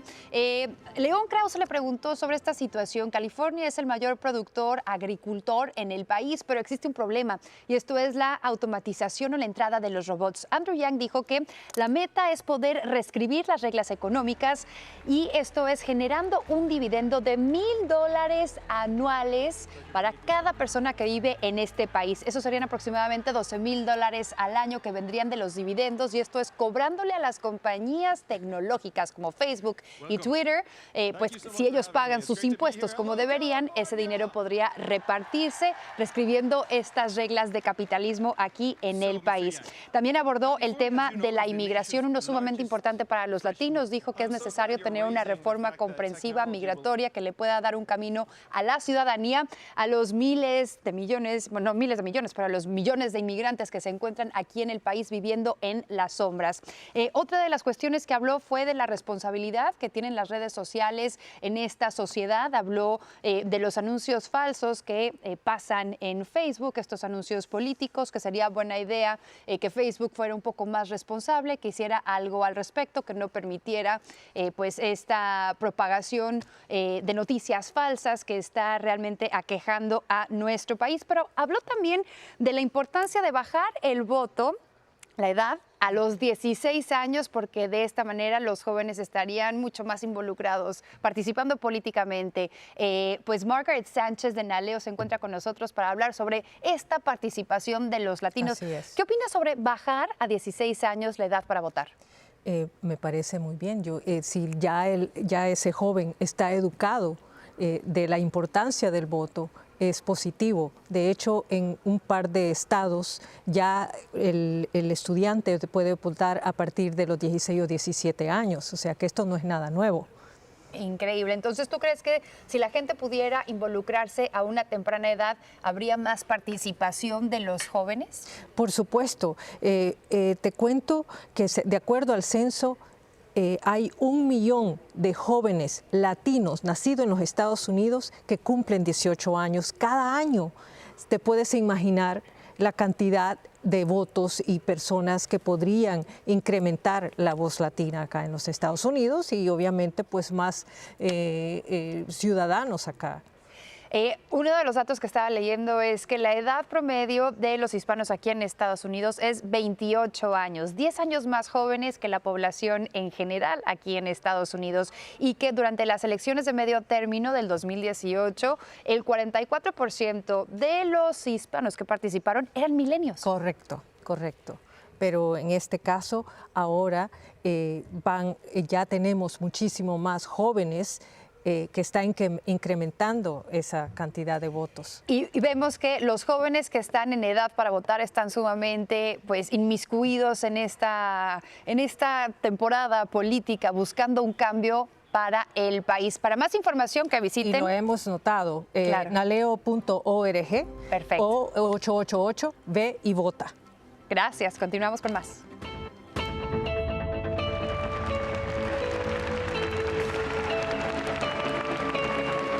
Estamos de regreso para hablar con Tom Steyer, multimillonario, filántropo y activista cívico. Así que vamos a darle la bienvenida. Let's welcome our next candidate, Tom Steyer. Bienvenida al próximo precandidato, Tom Steyer.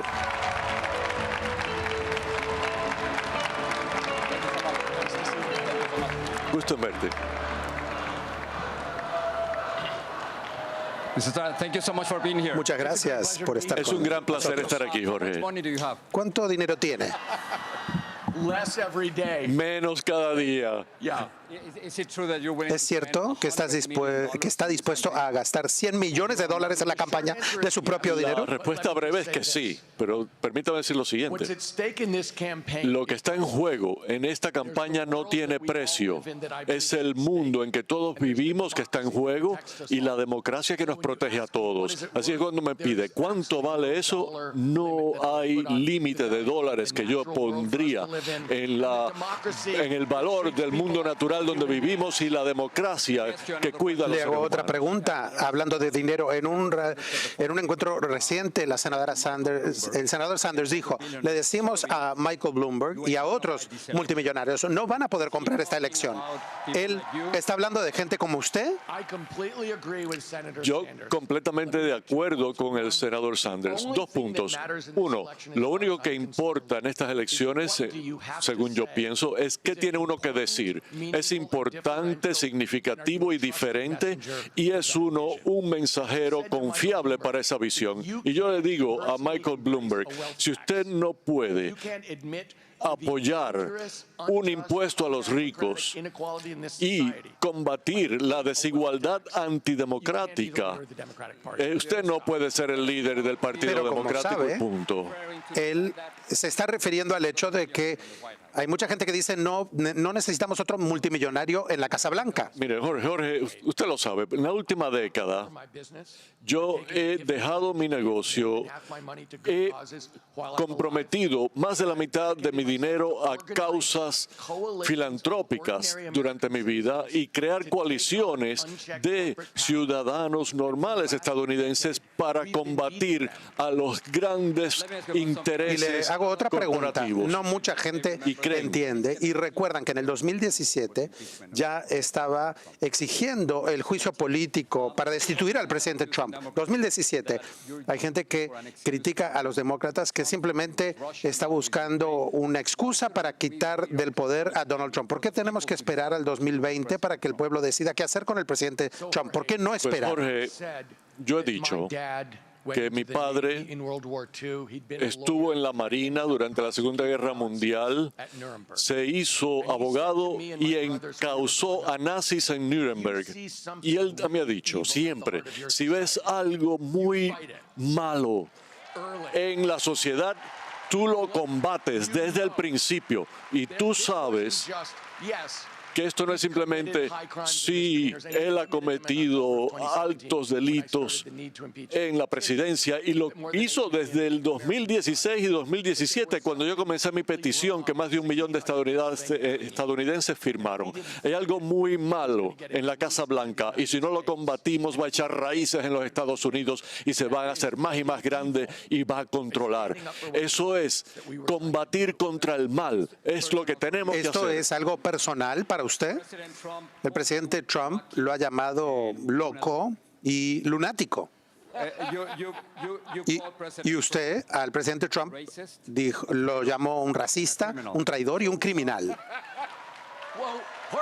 Jorge, uno de nosotros tenía la razón. Sin broma, el presidente Trump no me conoce a mí. Yo no tomo lo que diga sobre mí en serio. Lo que sí tomo en serio es lo que él hace en contra de otros estadounidenses, lo que le hace a otra gente en este país, y usted sabe igual que cualquiera en este país, que él ha hecho cosas crueles a los estadounidenses repetidas veces, y eso no está bien. Él ha hecho algo bien. A él le gusta hablar del poco desempleo que hay entre latinos y afroamericanos. ¿Merece algún crédito por haber hecho eso? Yo le digo, la única cosa que le ha hecho que yo agradezco, firmó un proyecto de ley para reducir las sentencias, pero en términos de la economía, él apesta. Lo que ha hecho en términos de la economía, usted hace lo que él ha hecho. Tomó una ley de impuestos que les regala dinero a las grandes corporaciones y a los ricos, el mayor en toda la historia. Es un ataque en contra del resto de la población. Y lo que él ha hecho es comenzó una guerra comercial contra China, que es un fracaso. Yo la eliminaré el día número 1. Como negociante, él fue un fraude y un fracaso. Y como director de la economía de este país, es un fraude y un fracaso. Ahora tenemos de nuestra audiencia una pregunta. León. Gracias, Jorge. Hello. Estoy aquí con Kristen Cuaresma, ya estudió comunicación en Fullerton. Un gran lugar, y ella quiere hacerle una pregunta al candidato acerca del cambio climático. Cuando mis amigas y yo, o mis amigos y yo pensamos en tener hijos, lo dudamos mucho porque las temperaturas están subiendo y quizás podamos pasar por la sexta extinción masiva de las especies más grandes de la existencia. Usted como líder, ¿usted sería capaz de mitigar los gastos y crear una innovación ecológica? Si me permites ponerme de pie, yo soy la única persona que se postula para presidente que dice que el clima es mi primera prioridad. Soy el único. Yo voy a declarar un estado de emergencia mi primer día como presidente y voy a usar los poderes de emergencia de la presidencia. quiero decir específicamente que yo he trabajado en este tema del clima por más de una década y yo creo que la única manera de hacer esto es comenzar con justicia ambiental, asegurarse de que usted va a las comunidades, sobre todo las de bajos ingresos, las comunidades de color, donde está toda la contaminación en nuestro país, y usted busca liderazgos de esas mismas comunidades en política, en ejecución. Y si mira California, cuando reautorizamos las leyes energéticas más potentes del mundo, fueron lideradas por legisladores latinos de muchos de los distritos más pobres de California. Eso es justicia. Pero quiero decirle algo más, porque su pregunta fue sobre ser un líder en el mundo. Yo sé que esto no es un problema estadounidense, es un problema mundial. Y si lo vamos a resolver, vamos a tener que deshacer cada una de las cosas que ha hecho el señor Trump. Vamos a tener que crear coaliciones basadas en los valores compartidos. Y yo dije que va a ser mi primera prioridad en asuntos exteriores, porque si vamos a hacer esto, Estados Unidos tiene que volver a ser el líder moral del mundo. Tenemos que usar tecnología, finanzas y poder comercial para ser líderes del resto del mundo, a que se nos unan y hagan esto con nosotros. Y si lo hacemos, vamos a recrear este país. Vamos a encarar los más grandes retos de la historia y los vamos a vencer juntos. Y va a ser la mayor oportunidad de nuestras vidas. Pero yo les puedo hablar hasta aburrirlos, así que me avisan. Pero esta es mi primera prioridad y podemos cambiar a los Estados Unidos, hacerlo más justo, crear millones de nuevos empleos sindicalizados, limpiar el agua y unir al país. En realidad, todos juntos, salvar al mundo y salvarnos nosotros al mismo tiempo. Muchas gracias. Antes de que se vaya, ¿nos puede mostrar su mano izquierda? La cámara está aquí. Explíquenos qué es eso. Bueno, yo trato de... sí, pero a ver si la podemos ver. En tinta en mi mano izquierda todos los días para acordarme siempre de decir la verdad, no importa. ¿Y la corbata? Y la corbata, bueno, es la corbata. Sí, ahora sí sueno como medio loco, pero yo me pongo esta corbata por la mañana. Es vivaz, tiene mucho color, porque uno tiene que levantarse con energía en este mundo y decir, vamos adelante, vamos a triunfar. Muchas gracias. Thank you so much for being here. Muchas gracias por estar aquí. Le agradezco mucho. Cantante aficionado. Regresamos.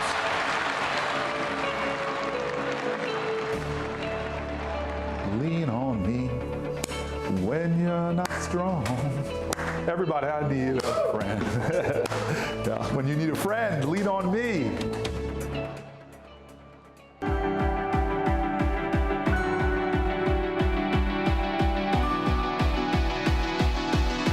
Hay una actividad que nos es común, que nos une a todos, que nos vuelve mejores y nos inspira. Cuando lo compartimos con otros, nos vuelve fuertes y así hacemos más fuerte nuestra comunidad. Podemos tener diferencias, pero si nos involucramos, podemos elegir lo que es mejor para todos.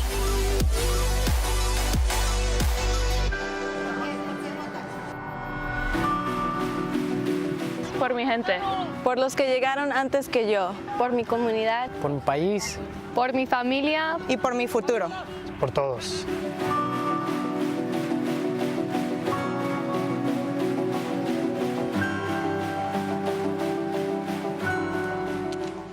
Y bueno, nosotros acabamos de escuchar del multimillonario, empresario, filántropo y ahora aspirante por el Partido Demócrata a la Casa Blanca, Tom Steyer.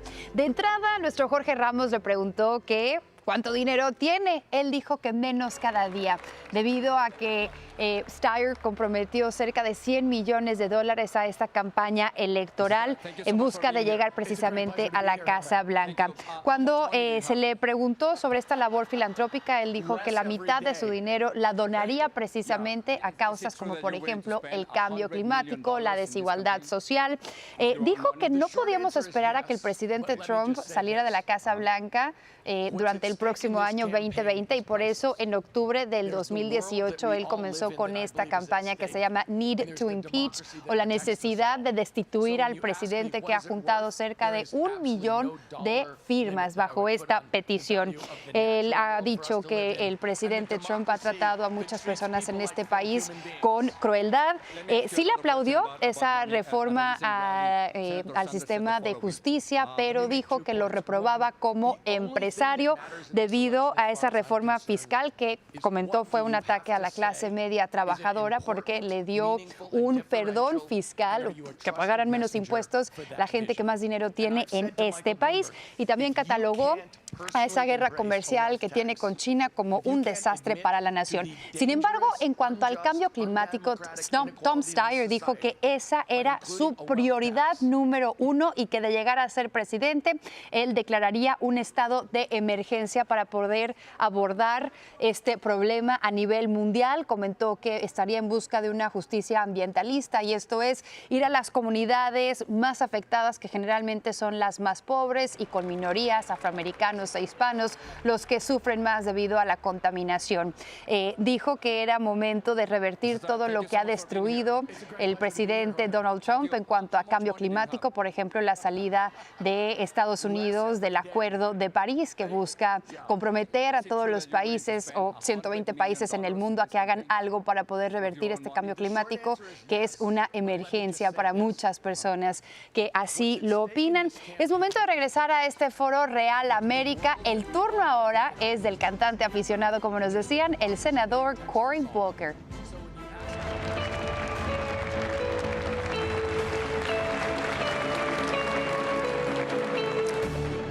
Continuamos con este foro presidencial desde Long Beach, en California. Vamos a conversar ahora con alguien que fue alcalde de la ciudad de Newark, en Nueva Jersey, y que desde el 2013 es senador en representación de ese estado. Démosle la bienvenida a Cory Booker. It's now the turn for New Jersey Senator Cory Booker. El senador de New Jersey, Cory Booker. Thank you so much. Muchísimas gracias. Hello, California. We're singing Lean on Me. Bueno, te escuchamos el Lean on Me cantando. Bueno, senador, una de sus iniciativas que realmente sobresale es la propuesta del vínculo de la madre con el bebé, y el plan declara que una familia que tenga un ingreso de aproximadamente $44,000 por año podría recibir casi $24,000 para el niño una vez que ellos tengan 18 años, para que se use para su educación. Es un plan muy detallado, pero ¿le parece realista? Sí, es realista. Tenemos nosotros un código fiscal en estos momentos que usamos para hacer cosas como para darle a los acaudalados aumentar su caudal. Sabemos que en Estados Unidos la riqueza es poder y todos deben de tener oportunidad igual para ser ricos. Así que mi propuesta es que ahora que todos los niños que nacen en Estados Unidos han de recibir $1,000 en una cuenta con intereses, y depende de la entrada de sus padres, puede tener $2,000 en ella. Para aquellas familias de bajos ingresos, cuando esos niños cumplan 18 años, van a tener $50,000 de dinero. La Universidad de Columbia dijo que eso iba a cerrar la brecha que existe de poder entre latinos, negros y blancos, para que los latinos entonces puedan comprar dinero o comenzar un negocio o ir a recibir una educación. Y podemos pagar por esto, volviendo a los días radicales del 2009. Bueno, iba a preguntar de dónde iba a salir el dinero. Sí, el dinero proviene bueno, maravilloso. Sí. Si nosotros llevamos el impuesto sobre las herencias que lo utilizan muchísimo los más ricos de todos, si lo llevamos a los niveles de 2009 y terminar estas lagunas que usan las personas para poder esconder sus riquezas, podemos comenzar a pagar por esto para cerrar la brecha de los caudales en Hablando Estados Unidos. acerca de la gente joven, bueno, la Corte Suprema de Estados Unidos escuchó los argumentos de DACA esta semana, y si la Corte Suprema, de hecho, ¿qué pasa si se deshace de DACA el próximo año? ¿Qué haría para ayudar a cientos de miles de soñadores? Bueno, si el Tribunal Supremo mata a DACA este próximo año, yo no voy a esperar a la próxima elección presidencial. Yo soy senador estadounidense y aunque yo no fuese, todos los estadounidenses tienen que comprender que una justicia en cualquier sitio es una amenaza a la justicia. Tenemos que protestar, tenemos que estar en las calles, tenemos que exigir que el Congreso apruebe la ley que ya la Cámara Baja ha aprobado. Lucharé todos los días para hacer que esto se apruebe.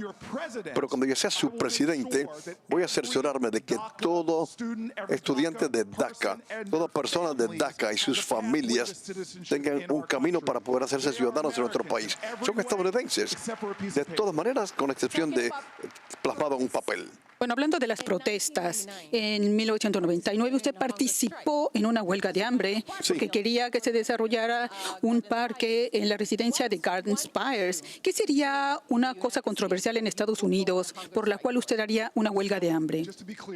Para esclarecer, yo salí de la Escuela de Derecho a una comunidad de bajos ingresos, marrón y negra. Soy la única persona que aún sigue viviendo en este tipo de comunidad por debajo del nivel de pobreza. Te quiero decir, nosotros no equivocamos el caudal con el valor en nuestra comunidad. Pero sabemos y supimos que para poder enfrentarnos a las fuerzas poderosas tenemos que organizarnos. Y en 1999 yo decidí ir a una huelga de hambre por 10 días, debido a que nosotros tenemos comunidades en este país donde las personas salen de sus casas, no se sienten seguros, porque lo que ocurrió en Santa Clarita es horrible ante los ojos de Dios, pero todos los días en Estados Unidos 100 personas mueren por violencia debido a armas, especialmente en las comunidades donde yo vivo en estos momentos. Así que yo fui a una huelga de hambre para llevar atención a este problema, para activar a otros, para que se involucraran también. Pero no ha sido la última huelga de hambre. Yo y mi senador Bob Menéndez fuimos nosotros al Capitolio para unirnos a un grupo de personas en huelga de hambre, para poder estar en huelga de hambre a favor de asuntos sobre migración. Y quiero que ustedes sepan ahora que quien sea el próximo presidente, yo me he ido en huelga de hambre y otras cosas, pero quien sea el próximo presidente, mejor que no se sientan contentos con los apalancamientos normales para causar cambios en Estados Unidos. Tenemos que tener un presidente que esté dispuesto a hacer lo que sea, para hacer cosas extraordinarias, para pensar de manera creativa, para activar y para hacer participar a esta nación, para llevar a cabo la justicia. Esto no trata de mí, esto trata de nosotros y trata de crear movimientos a favor de cambio en Estados Unidos. Está hablando de violencia también, de las armas. Vamos a la siguiente pregunta. Mi colega Leon Krause tiene una pregunta. Hola, senador. Senador, permítame presentarle a Lorena Pimentel. Ella es de San José, California. Hace 4 meses, ella estaba con su hija Kayla, disfrutando de un helado en el festival de Garlic. Y luego todo cambió. Ella tiene una pregunta para usted. Yo sé que usted habla muy bien español, así que si necesita traducción, yo le voy a ayudar. Mi hija Kayla fue asesinada a tiros en el festival de ajos del Gilroy. Tenía 13 años y era una niña muy bondadosa y cariñosa. Le gustaban mucho los animales y tenía una vida por adelante. ¿Se compromete usted a adoptar las leyes efectivas para frenar la violencia de las armas? ¿Y cuáles serían? Lo siento. Hermana, la situación ahora es inaceptable. Es increíble. La violencia en nuestro país es una situación, necesitamos cambiar tremendo. Pero este es un tema personal a yo también, el mismo situación como usted. Realmente quiero decir esto para que todos entiendan, para que todos puedan comprender. Lo que ella está diciendo aquí no es algo excepcional. Yo soy la única persona en estos momentos postulada que ha tenido amigos asesinados en mi vecindario. Johann Smith murió con un arma de combate en mi cuadra el año pasado. Yo pasé por esta situación tan horrible con otro joven llamado Walsin, que fue asesinado a centenares de yardas de varas de donde yo estaba. Yo trataba de detener el sangramiento y él se murió desangrado. Cuando yo sea presidente, voy a presentar la visión más osada para la reforma sobre armas. No es una visión o un plan, es lograr que esto se cumpla y no va a haber nadie que vaya a la Casa Blanca de nuestro partido que tendrá más sentido de convicción sobre este asunto. Es algo personal, estoy harto ya de ver la causa principal de muerte para los muchachos negros y marrones en este país, el asesinato. Bajo mi liderazgo se va a detener. Voy a luchar contra los cabilderos corporativos y contra el NRA como nunca antes se han enfrentado a alguien. Gracias, muchas gracias.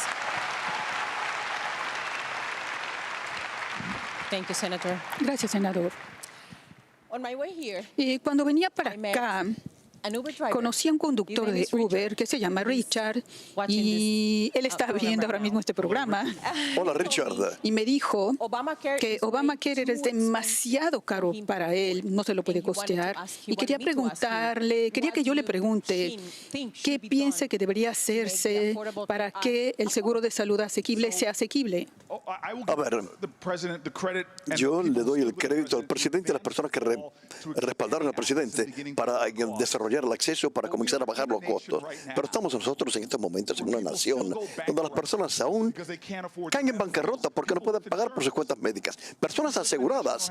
Vivimos en una nación en estos momentos donde el pueblo, y yo lo veo en mi comunidad y ocurre en todo el país, donde racionan su insulina porque no pueden pagar por este fármaco.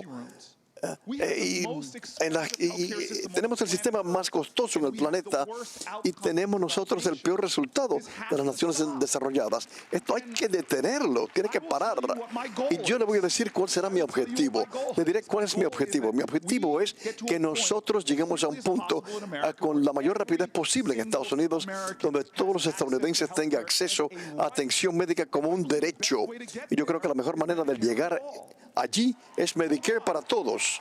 Momento. Esto es muy importante. Esto es muy importante. Yo voy a luchar a favor del sistema de un solo pagador, pero quiero claramente expresar que cuando en el debate uno tiene un debate con otros demócratas que no están de acuerdo con esto, tenemos que entender que quien sea el próximo presidente, que no le puede dar a alguien, a Klobuchar, mi amigo de Colorado, mi buen amigo, el senador de Colorado, o quien sea. Yo digo siempre esto, como una persona que vive en una comunidad donde yo vivo, no podemos hacer perfecto el enemigo del mal. El próximo presidente tiene que desarrollar una coalición para poder lograr sus logros con la mayor rapidez posible para que todos los estadounidenses tengan acceso a atención médica. Yo seré el presidente que construya la coalición necesaria para terminar la pesadilla que es el sistema de atención médica estadounidense. Muchísimas gracias, senador. Gracias. Gracias a todos. Thank you.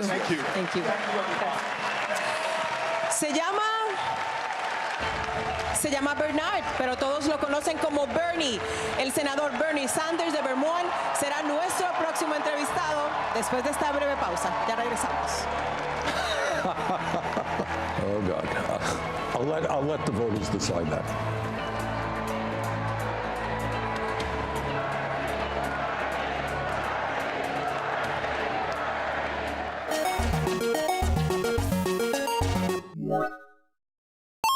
Love, that we all are in this together, that we need each other, that we're stronger when we stand with each other, fight for each other, defend each other. Hands on. Lean on me when you're not strong. Everybody, I need a friend. Yeah. When you need a friend, lean on me. Tres tristes tigres. Tres tristes tigres. Tres tristes tigres. Leaving Bringing people together, unifying this country. You are an American in every single way but a piece of paper, and as president, I will correct that. Wrong priorities right now. We need a leader that's going to make sure the policies and the prioritization and the focus of ICE is empowering our nation. Standing in the shower, bar of soap. I save more money on product than any other candidate, I am sure. My hairstyle is the anti-Trump hairstyle.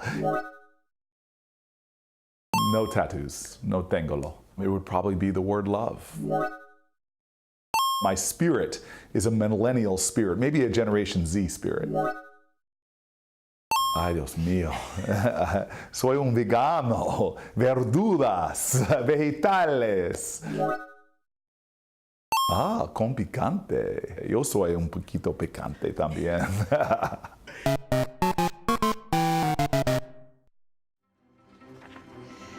Y como puede ver, muchos de estos aspirantes a la Casa Blanca del Partido Demócrata tienen buen sentido del humor, así que si los quiere conocer, esta otra faceta, esta otra cara de estos aspirantes a la Casa Blanca, puede ver nuestros segmentos DMs con en univisionnoticias.com y también nuestra página de YouTube. Acabamos de escuchar de Cory Booker, él es el senador de Nueva Jersey, y comenzó hablando sobre el plan que tiene para que las familias de bajos ingresos puedan tener el dinero suficiente para mandar a sus hijos a la escuela. Él dijo que para las familias con ingresos de $44,000 o menos podrían recibir hasta $24,000 para que sus hijos puedan tener esa educación superior que les va a cambiar el futuro.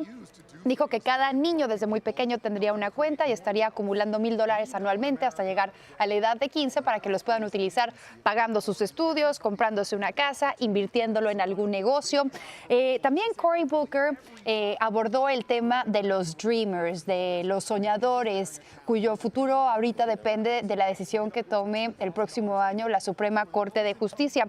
Él dijo que como senador, incluso si el año que entra la Corte Suprema cancela el programa, él estaría dispuesto a luchar para que el Congreso apruebe una reforma migratoria. Y también otro de los temas que abordó fue bajar el costo de la salud y también de los medicamentos y obviamente pues la necesidad de una reforma para controlar el porte y también la venta de armas de fuego. Así que bueno, vamos a continuar con más de este Foro Real América.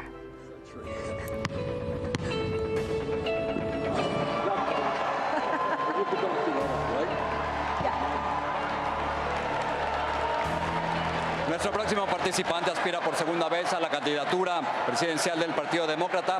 Vamos a darle la bienvenida al senador de Vermont, Bernie Sanders. Our next and final candidate is Vermont Nuestro próximo y último precandidato es el senador Bernie Sanders. Démosle la bienvenida.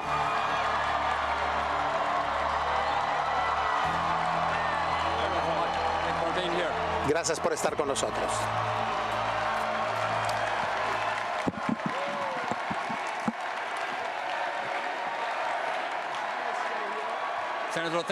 Senador, muchas gracias por venir.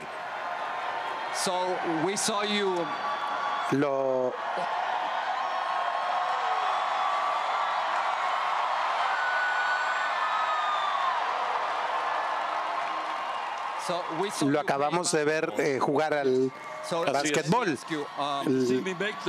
¿Me viste que sí, lo vi. ¿Cómo está su corazón?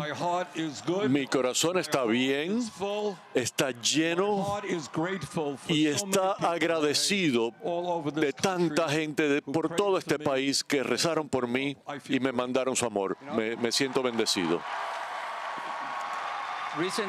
Recientemente, el New York Times publicó este artículo en el que ellos dicen, y cito, Sanders debe convencer a los votantes que su salud y su edad no son un tema preocupante. Bueno, yo creo que todo candidato tiene que convencer a los votantes de todo.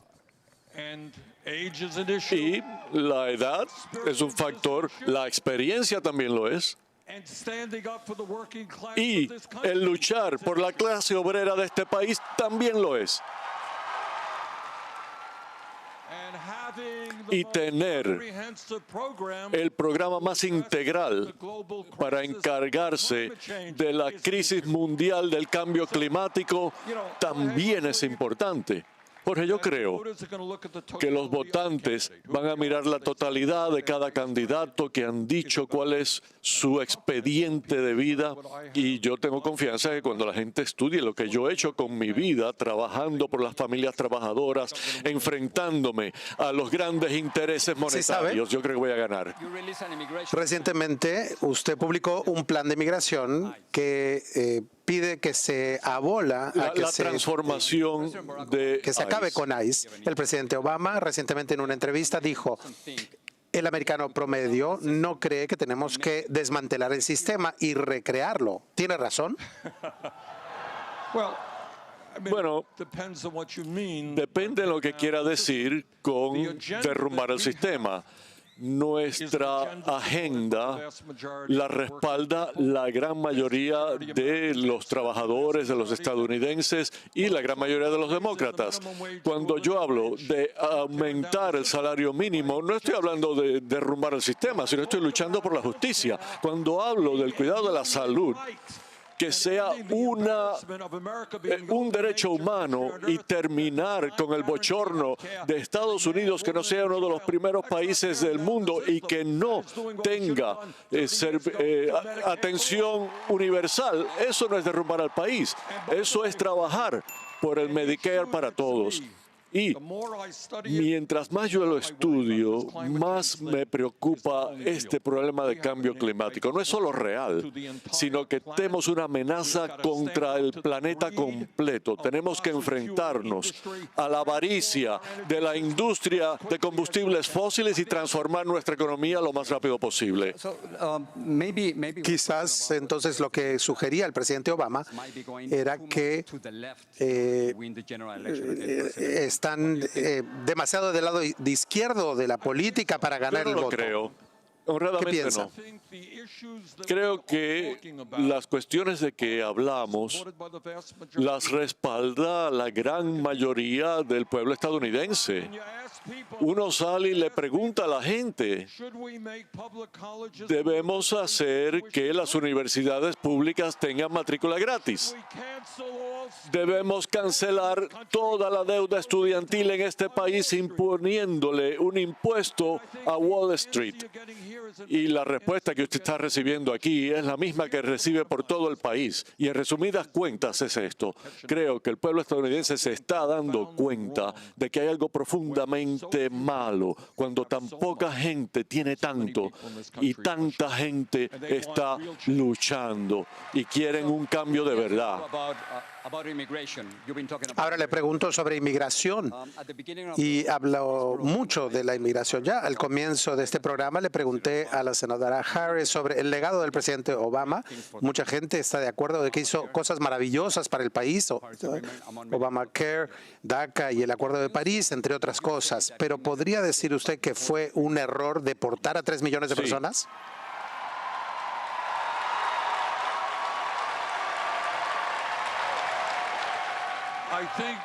Yo creo, Jorge, yo creo que, y de nuevo, creo que lo que les voy a decir es de hecho lo que quiere el pueblo estadounidense, y quiere detener esta fea demonización de los inmigrantes y el racismo que emana de la Casa Blanca. Quieren, no es mi idea, es lo que quiere el pueblo estadounidense, es finalmente una reforma migratoria integral y un camino hacia la ciudadanía para los millones de indocumentados. Yo no voy a hacer muchas promesas, pero el primer día, como presidente, voy a deshacer el daño que ha hecho Trump, y entre otras cosas vamos a establecer el estatus legal de más de 1 millón de personas y sus padres que son que califican para el programa de DACA. Algo interesante sobre las promesas, cuando Barack Obama fue candidato, él prometió introducir en su primer año en el gobierno una reforma migratoria y no lo hizo. Para estar claro, yo sí lo haré. Entonces, en los primeros 100 días, ¿puede prometer que va a presentar un proyecto de ley para reformar la inmigración? ¿En los primeros 100 días? Esto es lo que yo creo. Yo creo que este país hoy encara enormes retos y la reforma migratoria está en el tope de mi agenda. Mucha gente me dice, Bernie, tú estás empujando mucho, quieres Medicare para todos, aumentar el salario mínimo, universidades públicas sin matrícula, que los ricos empiecen a pagar su parte justa de impuestos. Y sí, todo eso, pero la respuesta es, lo podemos hacer mediante una revolución política cuando el pueblo estadounidense se ponga de pie y exija justicia.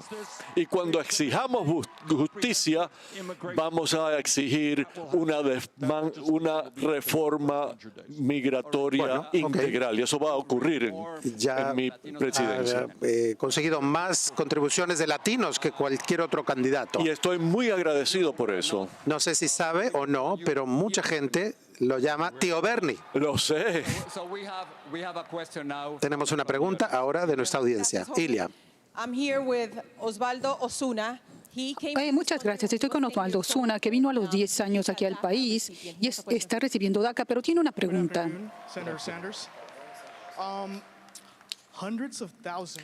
Cientos de miles de inmigrantes como yo que llegaron a este hermoso país como niños, en este momento estamos viviendo en un estado de limbo legal. DACA fue una tregua y hizo mucho con nosotros. Sin embargo, Trump pareciera estar determinado a ponerle fin a cualquier costo. Ahora, sabemos las promesas que están haciendo los demócratas, pero creo que necesitamos saber cómo ustedes pueden garantizarle a todos estos cientos de miles de personas, cómo puede garantizarle que va a haber un paso hacia la ciudadanía. Muy bien, dos cosas. Número uno, hay algunas cosas que un presidente puede hacer con órdenes ejecutivas. Como presidente, yo voy a deshacer toda maldita cosa que ha hecho Trump por decretos presidenciales.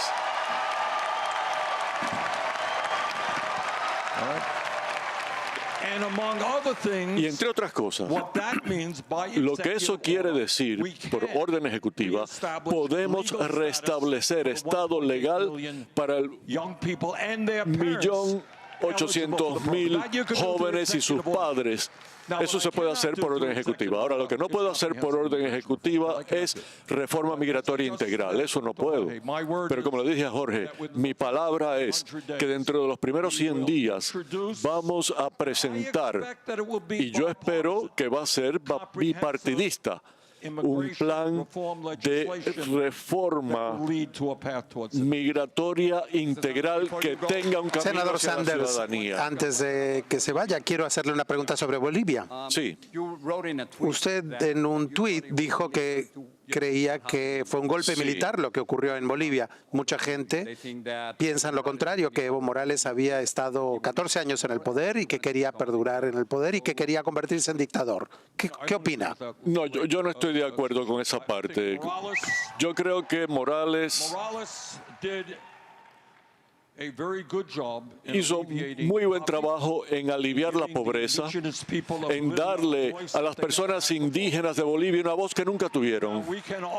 Ahora, podemos alegar de que si él ir para otro término, algunos piensan que las elecciones fueron de fraude. Sí, alguna gente lo cree así, pero en definitivas cuentas, fue el ejército el que intervino en ese proceso y le pidió a él salir. Cuando interviene el ejército, en mi vocabulario eso se llama un golpe de Muchas gracias por Estado. estar con nosotros. Gracias a todos. Vamos a hacer una pausa comercial y regresamos con la última parte de este foro entre los candidatos demócratas a la presidencia. Regresamos.